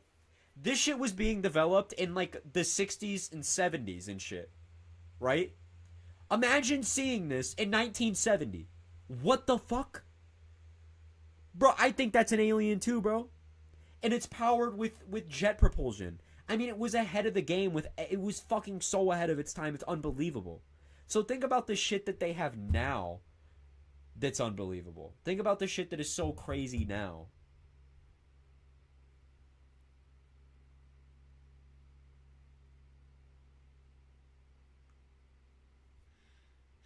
I mean, really. And aliens are such a good disinformation campaign. It's just human psychology. It's so much more fun to believe it's aliens. It does the disinfo for you. You don't even have to spread the disinfo. It just does it in your favor. Everybody thinks you have alien craft instead of thinking that you just cracked the fucking gold mine in propulsion technology. You know? Everybody thinks you have UFOs. You just have a tech that just... It's crazy. It's cover up. It's just... It's probably not that deep. It's not aliens. Fermi Paradox has me up all night. Yeah, that everything fucking... There's Fermi Paradox related quotes that I think about. There was this one that was like, We're either alone in this universe or we're not, and both are equally as terrifying. And that is true. It's like there are fucking... Oh my god. We're either completely alone or we are not alone at all. That's freaky as fuck. And the thing is, the universe is too large to not have any intelligent life. It's just crazy. Try to think the perspective of an alien right now. Some fucking intelligent alien out there. Like what? Like try to think from their perspective. Like what the fuck are they doing? Like it's improbable that that aliens don't exist. It's the fucking Drake equation. That's what it's called. It's the Drake equation. It is mathematically like impossible that there is no intelligent life forms in the universe. That it's only us. It's like mathematically fucking impossible. We're not alone. It's just where the fuck are they? And that comes in where the Fermi paradox is. Everything hits a point usually where, you know, you with technology, you're gonna wipe yourself out. There's extinction events. There's anthropogenic extinction events. You would have to have a civilization get through the nuclear age without nuclear war. You'd have to, you know what I mean? All that shit. You know, what if there are a ton of alien civilizations that used to be out there that tried to contact each other, but by the time the other one found them, the other one was already dead. You know.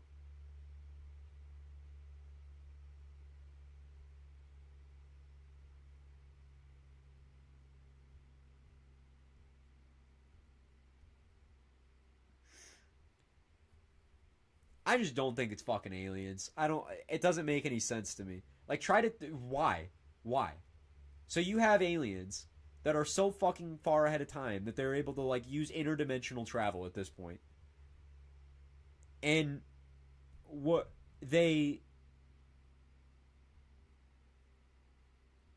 how often do you talk to ants in your garden? Exactly. Like, there could be... There's shit that could be... There could be shit that's so big that we can't even physically comprehend it. You know what I mean? And like... Dude, it's cool as fuck, though. I don't give a fuck how many planets there are, bro. We still got the best weather, bro. You cannot convince me that there are more photogenic tornadoes on... here... That there are more photogenic tornadoes on Glorpenberg than there are on Earth, bro. Do not fuck with Earth, bro. We are the best, bro. We are the best. We have the best weather, bro.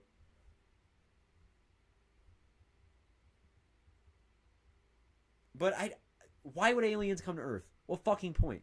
They have interdimensional travel, but they'll crash in New Mexico? What? Why would they... Why they couldn't be seen. They just avoid detection all the fucking time. And why would they just zip around for no reason? Why? What is the point? Why? There's no point for them to be here. Give me one fucking good reason. There's no point. It's not aliens. Yeah, dude, it's crazy that we're in...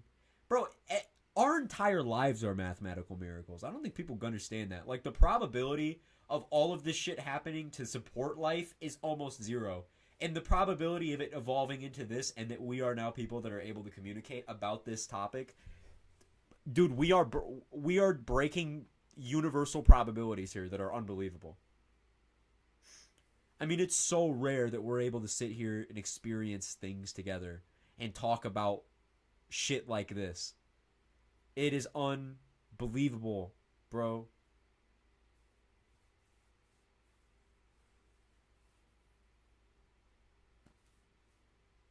The UFO tornado conspiracy theories. That is cool because there is a lot of people that swear they see UFOs around tornadoes, and they've come up with their own ideas where UFOs are harvesting tornadoes as energy. And I'm not sure how you do that. I mean, maybe fucking...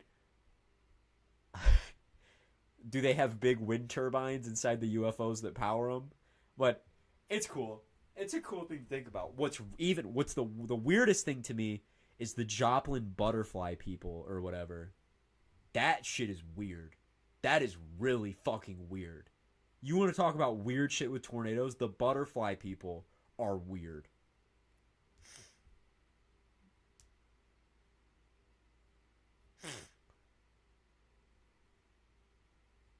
I don't know what the fuck that is. I don't understand why that is. It's from kids coping with their trauma, but why is there so many people? Why is that a thing? Like, it's an interesting collective cope. You know what I mean? It's so interesting to me that that's a collective thing, is the butterfly people, you know? Like, that's what's so interesting. Reported angels, too. And what people will do in those moments of stress, you know? I mean, I'm not knocking anybody's beliefs in Joplin. You know what I mean? I don't believe there was angels there, you know? But it's just interesting to see what that does to, like, you know, how people... It's crazy, man. There was a woman, I think it was either in Joplin or Moore. Oh, the fungus, too, man. The fungus, too, through their feet, man. I think that killed a lot of people, too.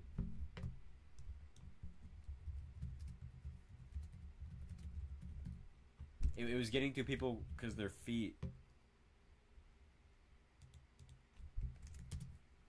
I'm just going to close this up before I look it up. Yeah, bro.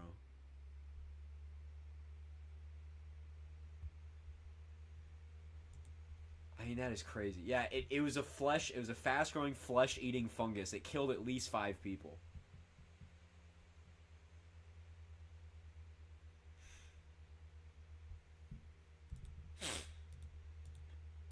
That is insane. I mean, it just shows you.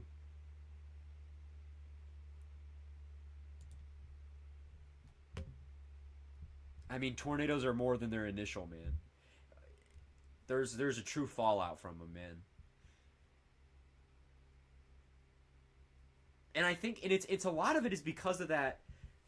Shit like that is deeply embedded in the soil and all that shit. And when you have an event that uplifts the soil like that, brings it into the air, brings it to the surface, and destroys people's homes and takes their belongings. So now they have to walk barefoot with injuries onto ground that contained this fungus that was dispersed now. Dude, it sets the perfect disaster.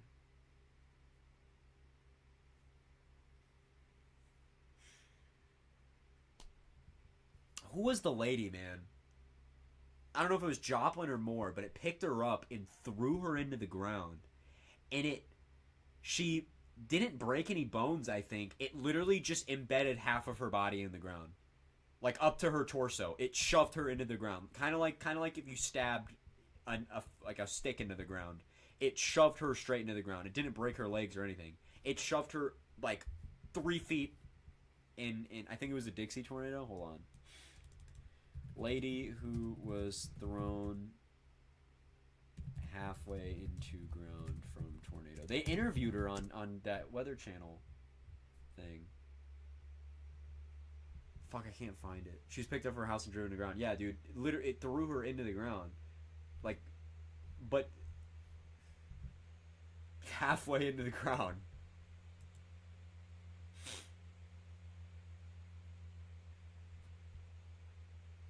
How's that physically possible? Tornadoes are weird, man. Tornadoes are really, really fucking weird.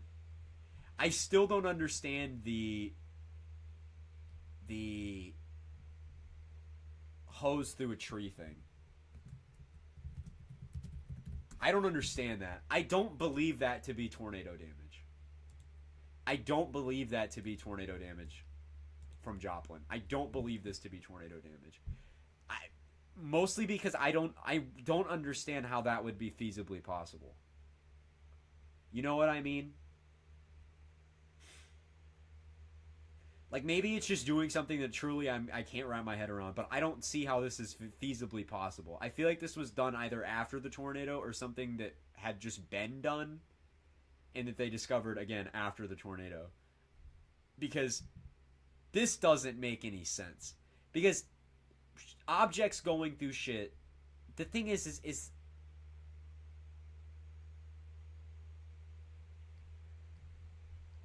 this is the thing that people are putting here. They're not comparable. Like, this is a CD with serrated edges. Even shit like straw through a telephone pole is able to be done because it can get between the fibers of the wood and shit. This is a hose through what, 6 inches of tree? I mean, that I very highly doubt. There's not even physics there that work. And again, if we're going at such high wind speeds, we're able to shove a hose through a tree like that, then the tree should be debarked right there. I mean, we start debarking trees near that 200 mile per hour range. It would obviously take much more. People are still questioning the 2x4 through a curb in Joplin, but that's feasible damage. Like a 2x4 through that's feasible damage because that can be broken. This is just one of those things where this is I mean, they're made of plastic right there. I mean, those, but that's been done so many times in tornadoes.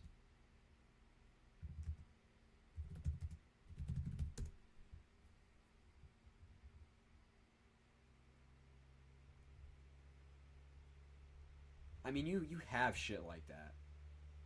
I mean, you can throw, I mean, and it's not even that strong. I think if you throw a 2x4, it can go through a brick wall unharmed in 150 miles an hour or so.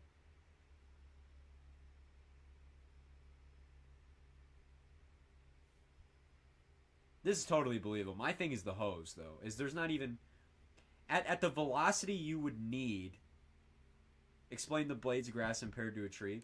I mean, again, but those have, like, serrated edges right there. And that happens all the time. That happens in, like, again,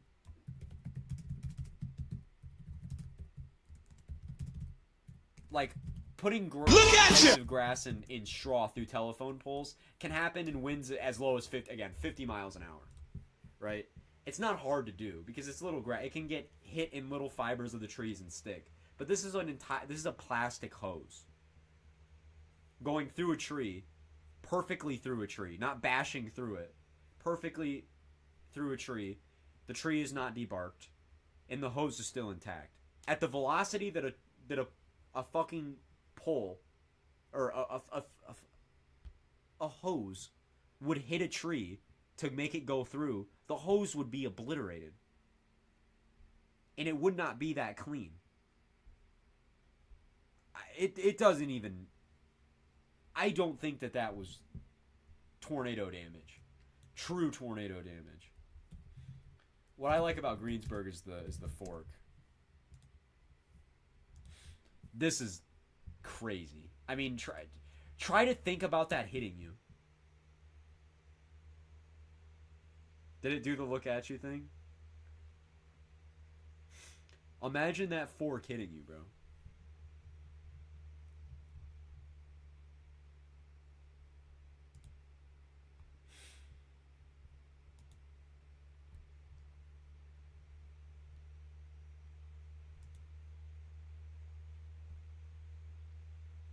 That does not look like Greensburg.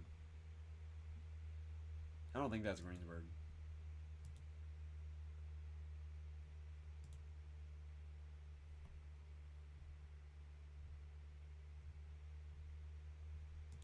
I wish there was more pictures of the contextual damage out of Greensburg earlier in its life. Look at you!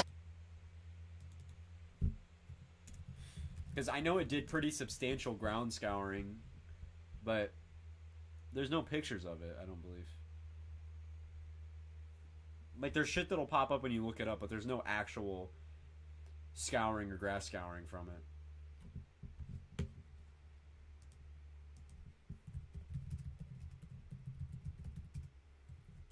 Is there a flyover?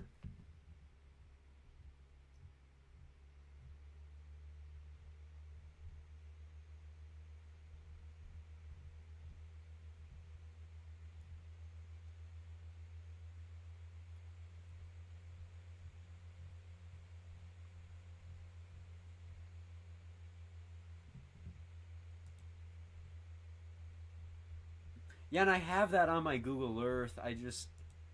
It's not helpful, like, to really look at the surface, especially because the ground at that time, oh, that's cave, that's not Google Earth. especially at that time, it was like, it's kind of hard to discern any actual scouring because all the ground is pretty red clayey and dirty and dusty. So it's kind of hard to decipher what you're looking at. I think I'll go back though, if I can open Google Earth.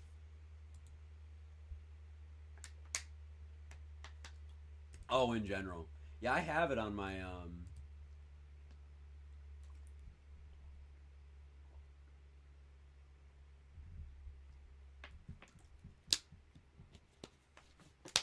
I don't know why the hell it won't open. It'd be nice if you could see some scar there.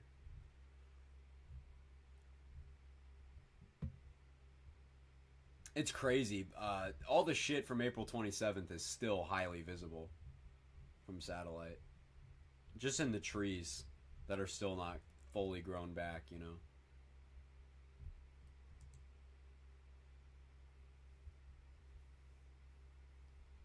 Yeah, me too, Mr. Peach.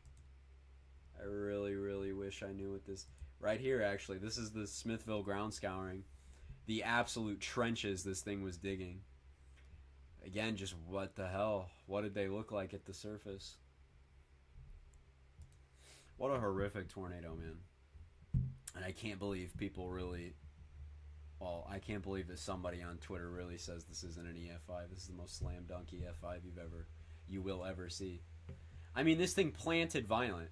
It planted and immediately got rid of all the trees and scoured through the fucking forest. Look at this. Planted. It's fairly wide here with the circulation, but look when it goes over the field. I mean, it just fucking... I mean, a real digger, bro. I mean, this thing was digging. I mean, my God. Like, look at this. I mean, it just sweeps by and removes everything. Like, no evidence of it existing. I mean, just straight granulated. Gone.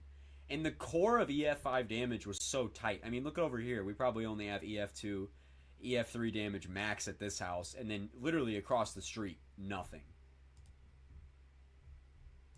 And right here, this is the Jesse Cox home, apparently. This guy was a mariner in Smithville.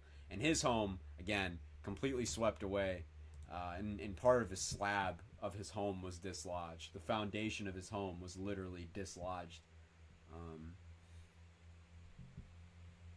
Yeah, and it was going 60 miles an hour. I mean, it was doing this damage in less than a second. I mean, it was hitting these homes and just... Poof, gone. Just like that. Yeah, here's the Cox home here. And I mean, it's just... You can just see where the core of the tornado went. I mean, it just... man.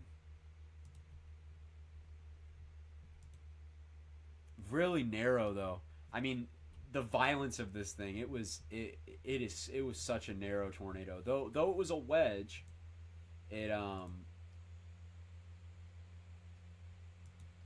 EF5 core of this thing was incredibly tight. The fuck is this? Good night, 43. Everybody tell 43 good night. I mean, God, bro. I mean, very clean slabs. Very, very clean slabs there. No grass, no nothing. I mean, just my God. Sweeping shit clean. This is just terrifying. I mean, it moved through here, and you can see that it just pulped everything. I mean, slab, slab, slab, slab, slab, slab, slab. Not to mention complete ground scouring. The trees are fucked up. And the headstones, some of them were found ripped out of the ground, broken in half, destroyed in the graveyard next to Smithville. I mean, and the funeral home, man. That's the one thing that brother, the funeral home was one of those things. The funeral home was completely just disintegrated. I mean, that is still one of the most unbelievable. I mean, that was a giant funeral home. A very giant brick building that was just Again, look at that, man. You can just see the scouring here. I haven't actually seen this picture before. Look at this, that complete scouring of the ground, and then that's where the funeral home was, and you can just see that it is complete. It's just the slab in the parking lot, but you can see the windrowing from the debris. Unbelievable.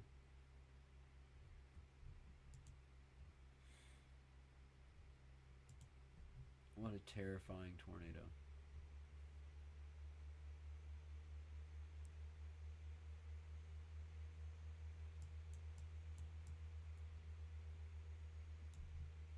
I mean, truly, what a terrifying tornado. And then 2013 more again. The vegetation damage from more is insane. I mean, look at these trees and the grass removal here in some of these areas. I mean, bro, this was a wooded area. I mean, you just have a bunch of debarked twigs. Bro, you know what I mean? It's almost uncanny. It's almost it just kills everything. It just ruins the vegetation. It takes the soul out of everything when you look at it. It's uneasy. It's almost like 99. Yeah, they're similar, man. I really think more is underrated, I think, in how EF5 it was.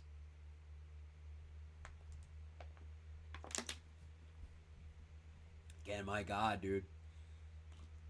Complete grass removal. You know, ripping these trees out of the ground, and they're heavily debarked. I mean, goddamn, dude. Just look at the vegetation damage here. Just all the scouring and shit. Look at the tree line near Briarwood here. With all the mud splattering, it builds up on the fences and shit. And you get this really weird... Happened in Piedmont, too. That just really weird mud splattering. Yeah, like, look at this. Where it builds up on fences and stuff. And you have these huge, like, walls that get built of, like, dirt and debris and shrubbery and sticks and all that stuff. Just caked in mud. Yeah, that's really what it is. Oh, look at that. Metal fence posts anchored 18 deep in concrete were bent completely to the ground and somewhere were completely removed. Bro, what winds are needed? Like, I think about this. What winds are needed to get these metal fence posts 18 inches into the ground in concrete completely bent over at ground level and then ripped out of the ground? I mean, I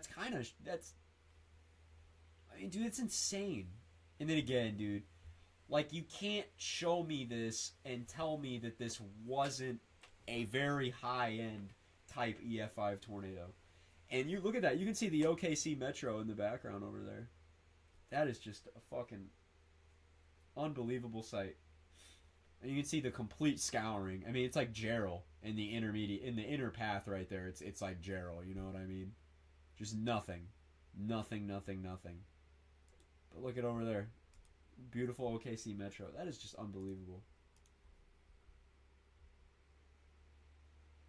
Yeah, they were going at least to near that 280 range. At least.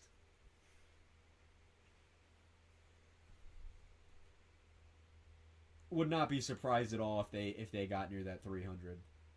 One bit. Yeah. Peak intensity, EF5 260 plus. This is this guy's personal damage survey, at least 260 plus. And I totally agree.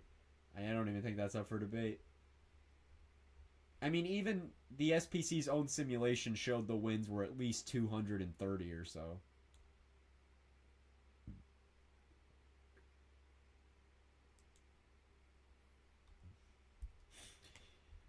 Gerald, though, at the end of the day, though Gerald has the upper hand because of how slow it was moving, there is no tornado damage that will ever compare.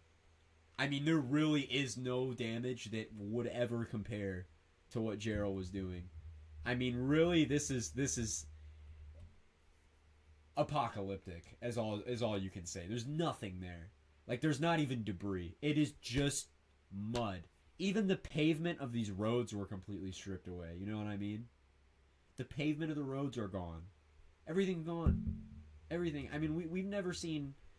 I mean, I guess the closest thing to this would be like Loyal Valley.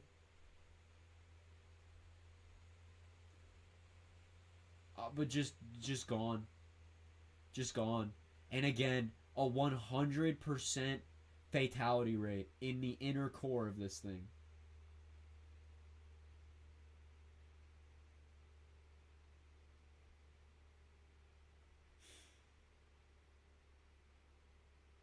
Yeah, it probably wouldn't have done... You think it would have done the same damage if it was moving faster? I don't think so. I think it still would have been significant, no doubt about it. I think it probably still would have been EF5 because this is a good point here. Okay? Bodil was EF5 strength. Okay? I mean, it's a huge wedge. It was at least an EF4. And it completely stalled out. It was even slower than Gerald at sometimes. There's nothing that even contextually looks like Gerald there. You know what I mean? There's nothing that even contextually compares to Gerald. So, either way, this thing was uber violent. I don't know if it would have been to this capacity. I feel like some of it was definitely exacerbated. But, like, if you are... Bro, it takes an extreme tornado to do this anyway. It takes an incredibly strong tornado to do this anyway.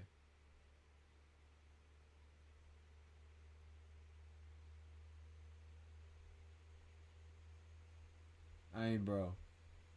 It never gets old. Gerald never gets old for me. It's still insane.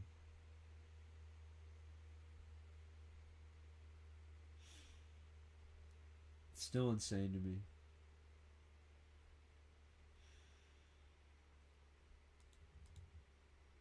And then 2013 El Reno, which, again, as much as it's touted, you know, to be an EF5, when you look in the damage path, there's nothing really EF5 worthy, man. At all. There's a lot of flattened grass, but dude, that's it, dude. There's nothing really...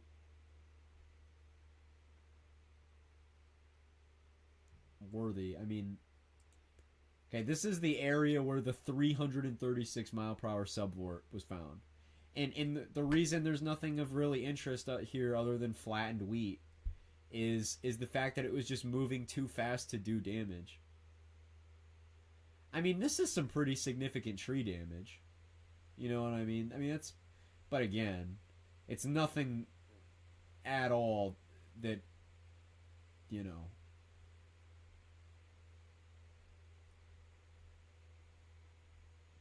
I think they could have easily given it EF4.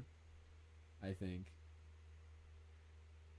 There's an impact mark of vehicles thrown into the ground here. But I'm not, you know...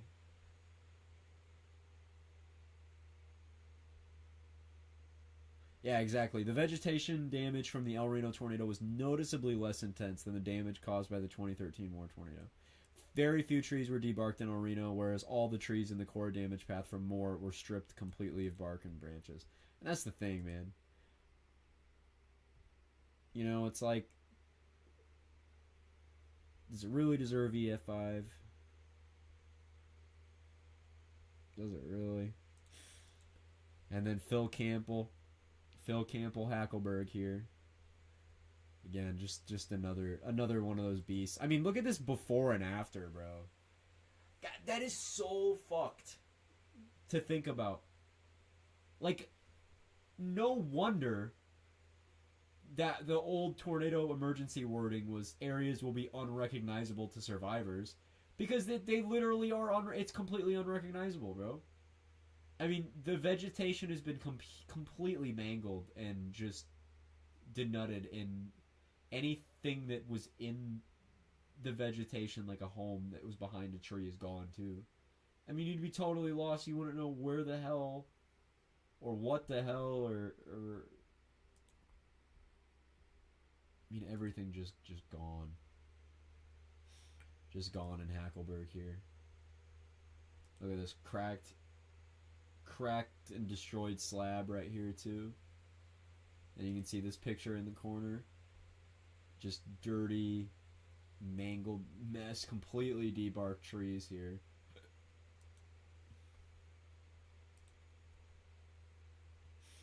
Oh, the Ford Wrangler factory that was just, it just turned into metal mangles. God, man. It's just pretty insane that this happened in our lifetime. I mean, look at these homes, man. Just taken down to nothing.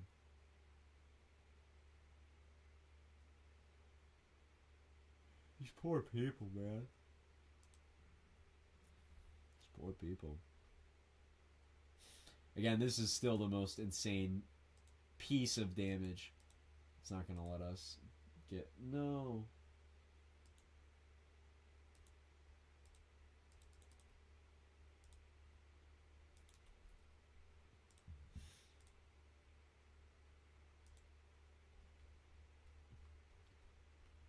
But yeah, there's the storm cellar and the roof that was ripped off of it, and that's the before and the after. There. Oh my god, of course. Pavement removed. I mean, bro. Look at that. Again, just whoosh. And on the ground for fucking almost 3 hours, bro. I mean, that is just...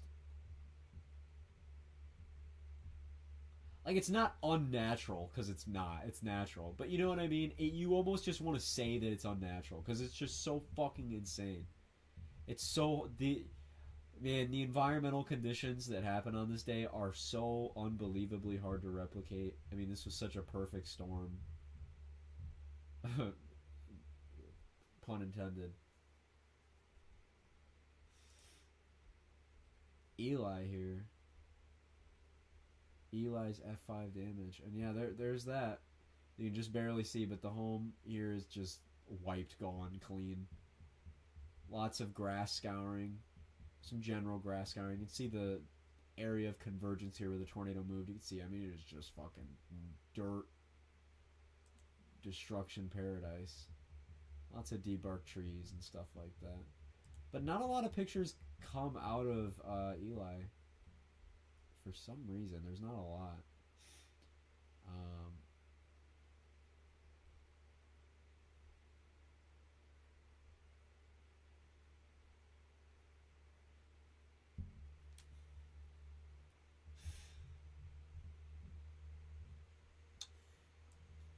The tornado, the funnel had lost consistent content. The shrinking of the tornado's wind field may have caused rotation to rapidly increase, of course. Wow, okay. Crude photogrammetry of the debris motion, assuming the funnel was 35 yards in diameter and using a 0.5 second time interval, indicates winds, visible winds over 250 miles per hour. Tom Grazzuli's photogrammetry of the Pampa event, just as an example, indicated ground level winds were around 300 miles an hour. Oh, interesting article. I don't know if I sent this to you in the group chat, Mr. Peach. I might have, but I don't remember. There was a study that came out 2 days ago that we were kind of right all along. I mean, we kind of knew. But the original Fujita scale is much more accurate to tornadoes' real wind speeds than what they are now. That the winds are obviously, in tornadoes, substantially higher than what they're rated as. But I mean... substantially, like to the point where the old Fujita scale is probably more accurate. Granted, the EF5 damage still happens in winds over 200, right? But that most true EF5s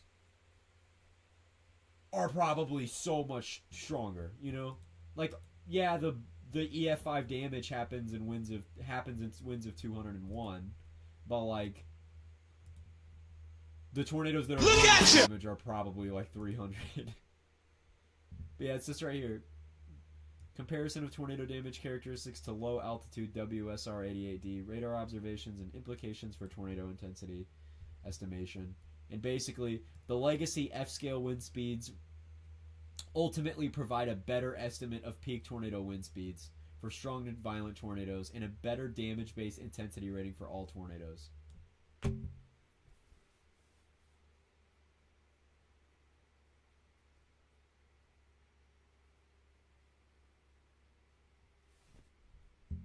Good night, Lava, or Red Electric. I don't want to dead name you or whatever. But really, really, really interesting. Another person said they did photogrammetry and got estimates of 270 to 300 miles an hour. Probably on really small intervals, no doubt. But that's how this stuff works. It's much easier to get 300 in such a small area where it's forced into that, rather than a wide swath of 300. Like something like Bridge Creek is unbelievable, where you have very wide swaths of that 300 plus type damage. I mean, the circulation, the parent vortex, which does not happen very often, the parent vortex being that strong is really, really impressive. Really, really, really, really, really impressive. The slab departments.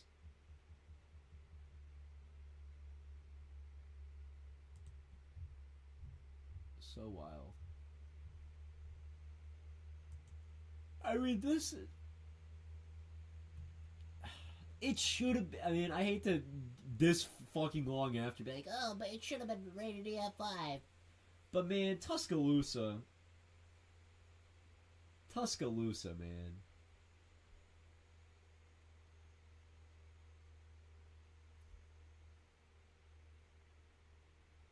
Yeah, Tuscaloosa was an EF5, dude. I think it's clear what happened when Dr. Forbes made his trip to Tuscaloosa. He declared to have many instances of EF5 damage and would rate it as such. Enter Tim Marshall just to wants to show everybody who's boss. He called it a high-end EF. Alright, bro. I think his motives were obvious. What does this mean? Kenny, what does this even mean? Kenny, what does this mean? What were Tim Marshall's motives to give Tuscaloosa a high-end EF4? Kenny, what does that mean, Kenny? What does that mean? Anyway. Tim Marshall will say it himself, dude. A lot of these tornadoes... I mean, Tim Marshall said it himself. Like, Mayfield had EF5 wins. Tim Marshall said it his goddamn self. But that's not how this works. It's not how this works. This thing was an EF5, though. Definitely one of those slam dunkier... Yeah, I mean, it was a really... God. Tuscaloosa, man. Tuscaloosa.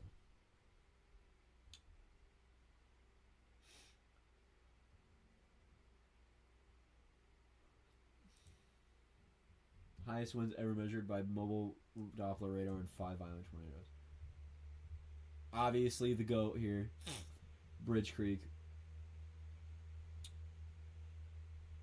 301 plus or minus 20 miles an hour there.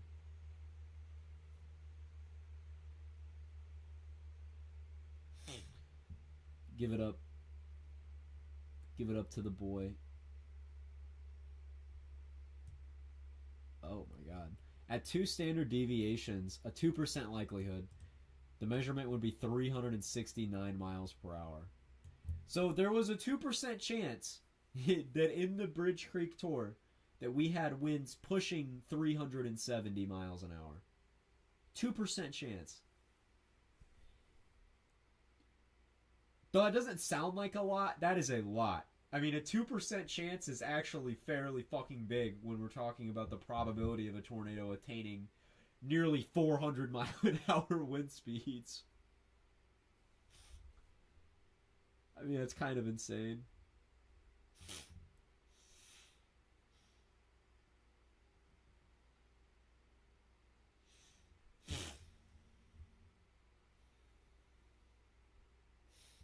Piedmont 2011.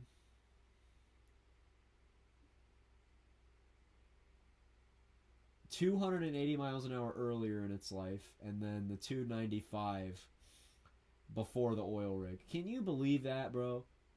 This thing got winds of 295 miles an hour early in its life. Early. So what did it do? If it was 295 near birth, and Raxpol didn't track it for 20 minutes, and it continued to rapidly intensify, and it pushed over a 1.2 million pound oil derrick, or 1.9 million pound oil derrick, blah, blah, blah. How fucking high were those winds, bro?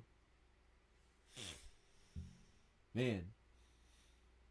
My nose is really stuffed. Red Rock, Oklahoma, winds of 268 miles an hour. Spencer with winds of 264 miles an hour. Mulhall with winds of 299. Actually not listed properly. Oh, no, yeah, it was. 277 to 299 miles an hour from Mulhall there.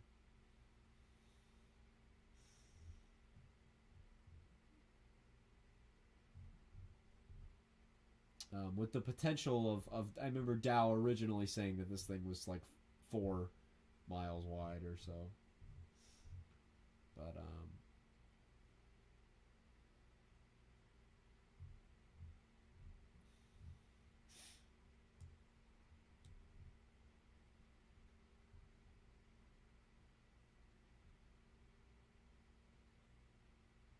this website is dope. Violent tornadoes that have struck downtown areas. Oh yeah, the F2 in Salt Lake City. That is a wild event. That is a really wild event. Waco in 1953. Does he talk about... Whoa. I've never seen this picture. That is fucking creepy.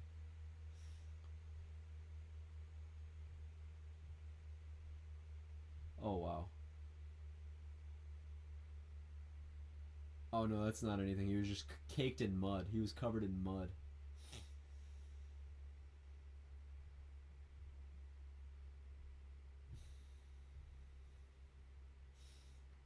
Lubbock.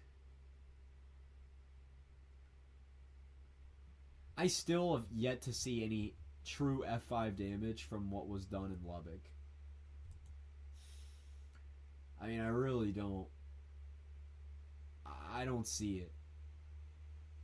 You hear a lot about these older tornadoes, and you look at their damage photos, and they're probably would have stood up to be EF4 or so rather than Kalamazoo.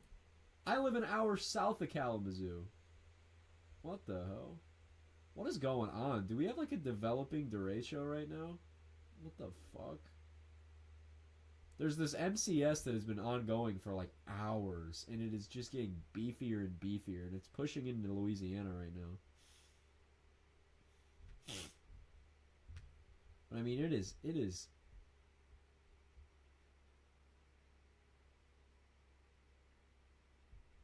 pretty gigantic and pretty strong MCS. Hold on, I'm gonna check the see what they have to say about that.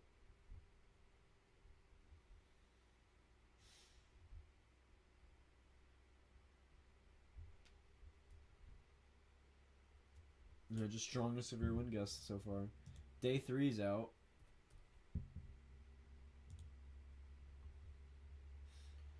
Large slight risk across the plains. Good to see this. Good to see the plains events back.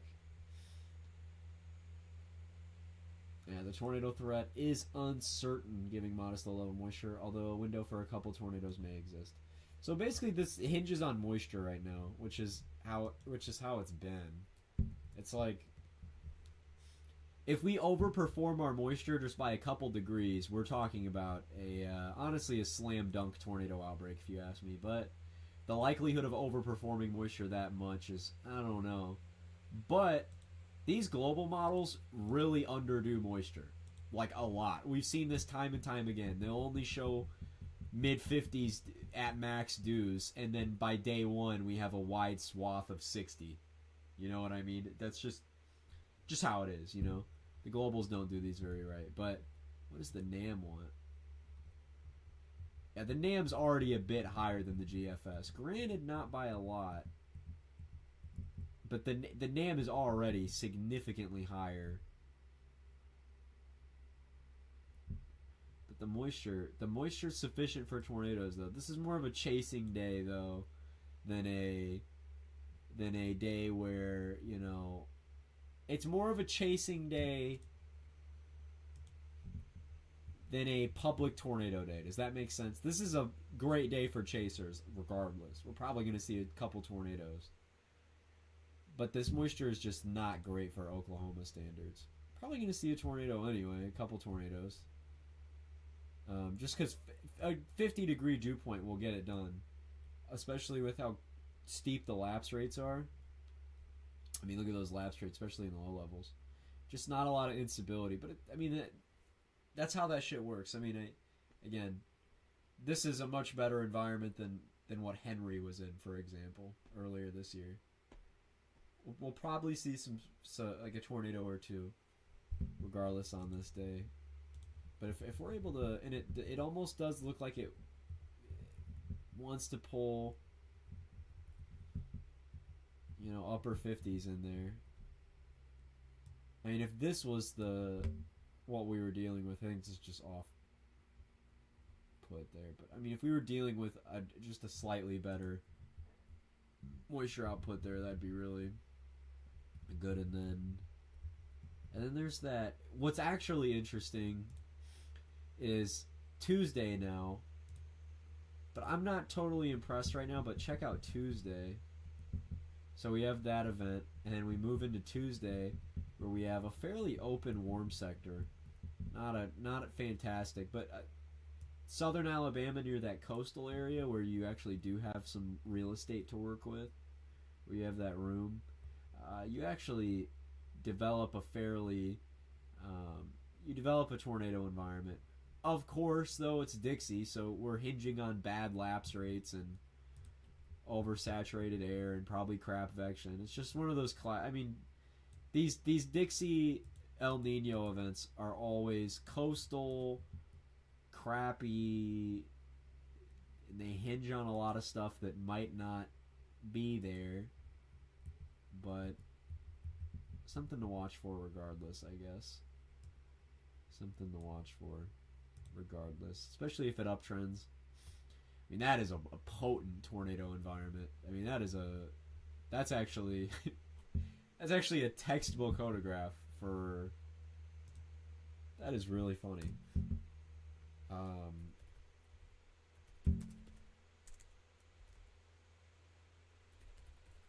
Hold on, there's a study, and that's a textbook photograph. Yeah, here, this is kind of how to show it. When you have very strong turning with height and little humps, little bits of that veering, bit of that veering aloft, when you have those big humps and then another hump. And I mean, that is big hump, veers, another hump. That is really classic. That's really, really classic, actually. It's probably one of the craziest photos I've seen of the year. Well, one of them, just from observed soundings. I mean, that's really impressive, actually. But again, the lapse rates are garbage, very, very garbage.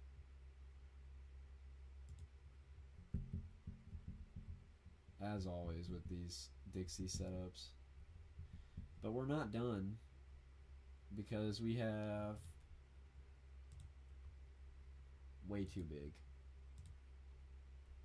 We have more coming. We have, I mean, look at this pattern we're entering. So we have this current trough that's going to dig down and put severe weather for Sunday, right? That's that current trough that's digging in. And then this would be sort of the impetus for that severe weather, this one right here. Then we have another trough swinging in, this short wave right here that swings into the U.S. Then another one that swings into the U.S. right there. I mean, that is really potent. And then some more. This would be really bad if this came to fruition. This is a fantasy run, but I mean that would be a really high-end day.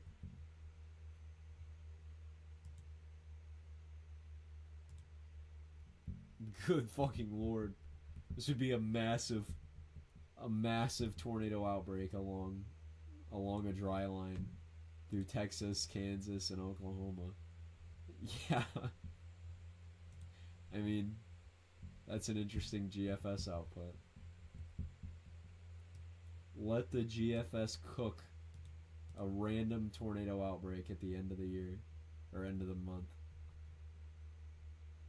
That is really interesting. But that's the pattern we're going into. That's actually not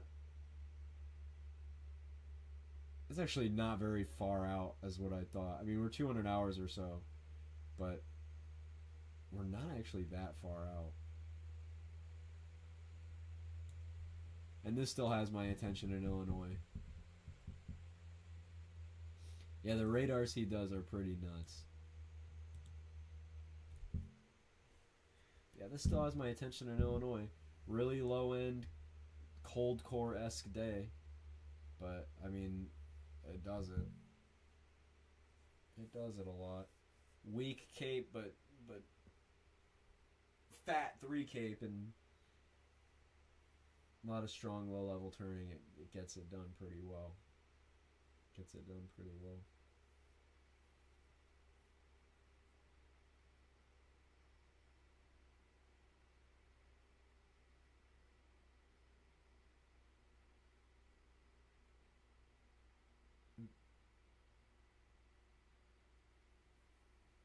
Well, so he draws them and codes them into GR2 on the radars themselves, so it looks legit.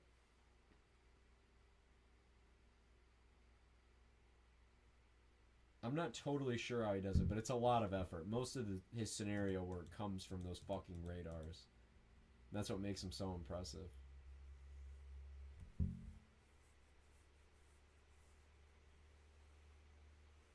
That's probably hell. Yeah, it is. It is. But I'm eepy. It's late, man. I should be going to bed.